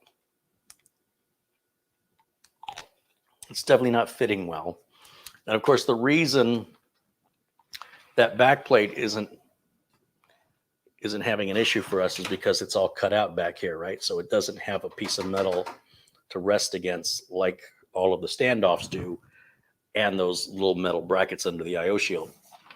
And I don't know how much of that is maybe pushing so hard on the board it's bending it, or maybe that's why this board was returned. But given that the top M.2 slot doesn't work and these fitment issues, it's so they're so tight.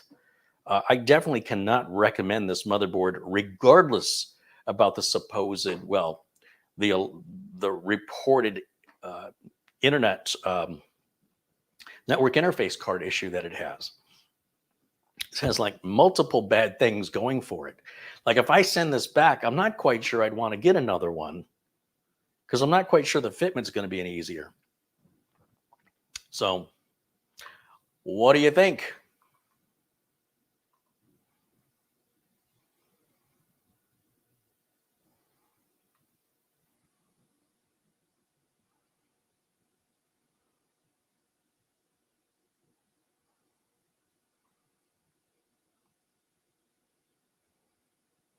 Yeah, it looks like I'm sending this one back. That's what it looks like. I hate to do that.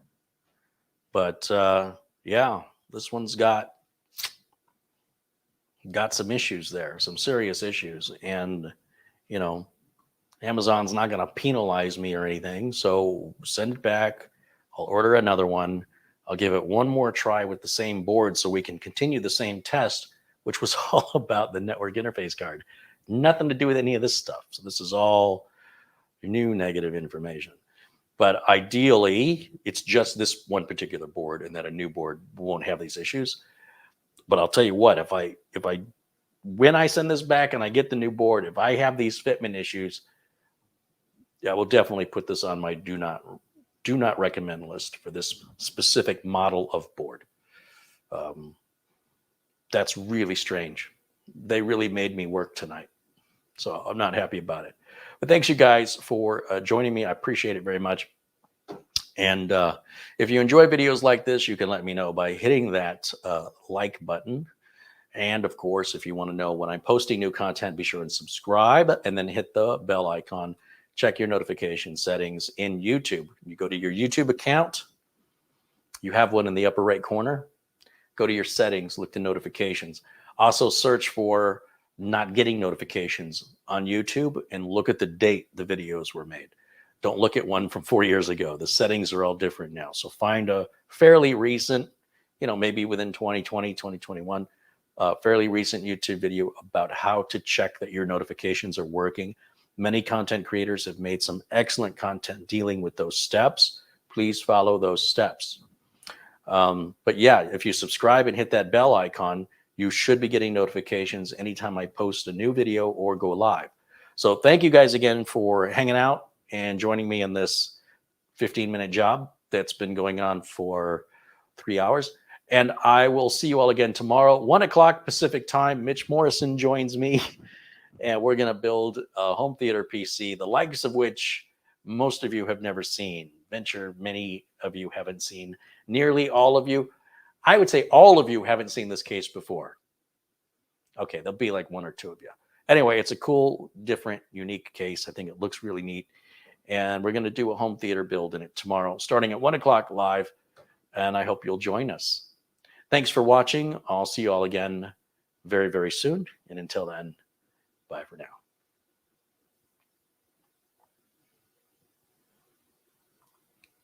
Okay, my exits don't have audio, so I'll just go whoosh. I'm going to make the audio. Ta-da!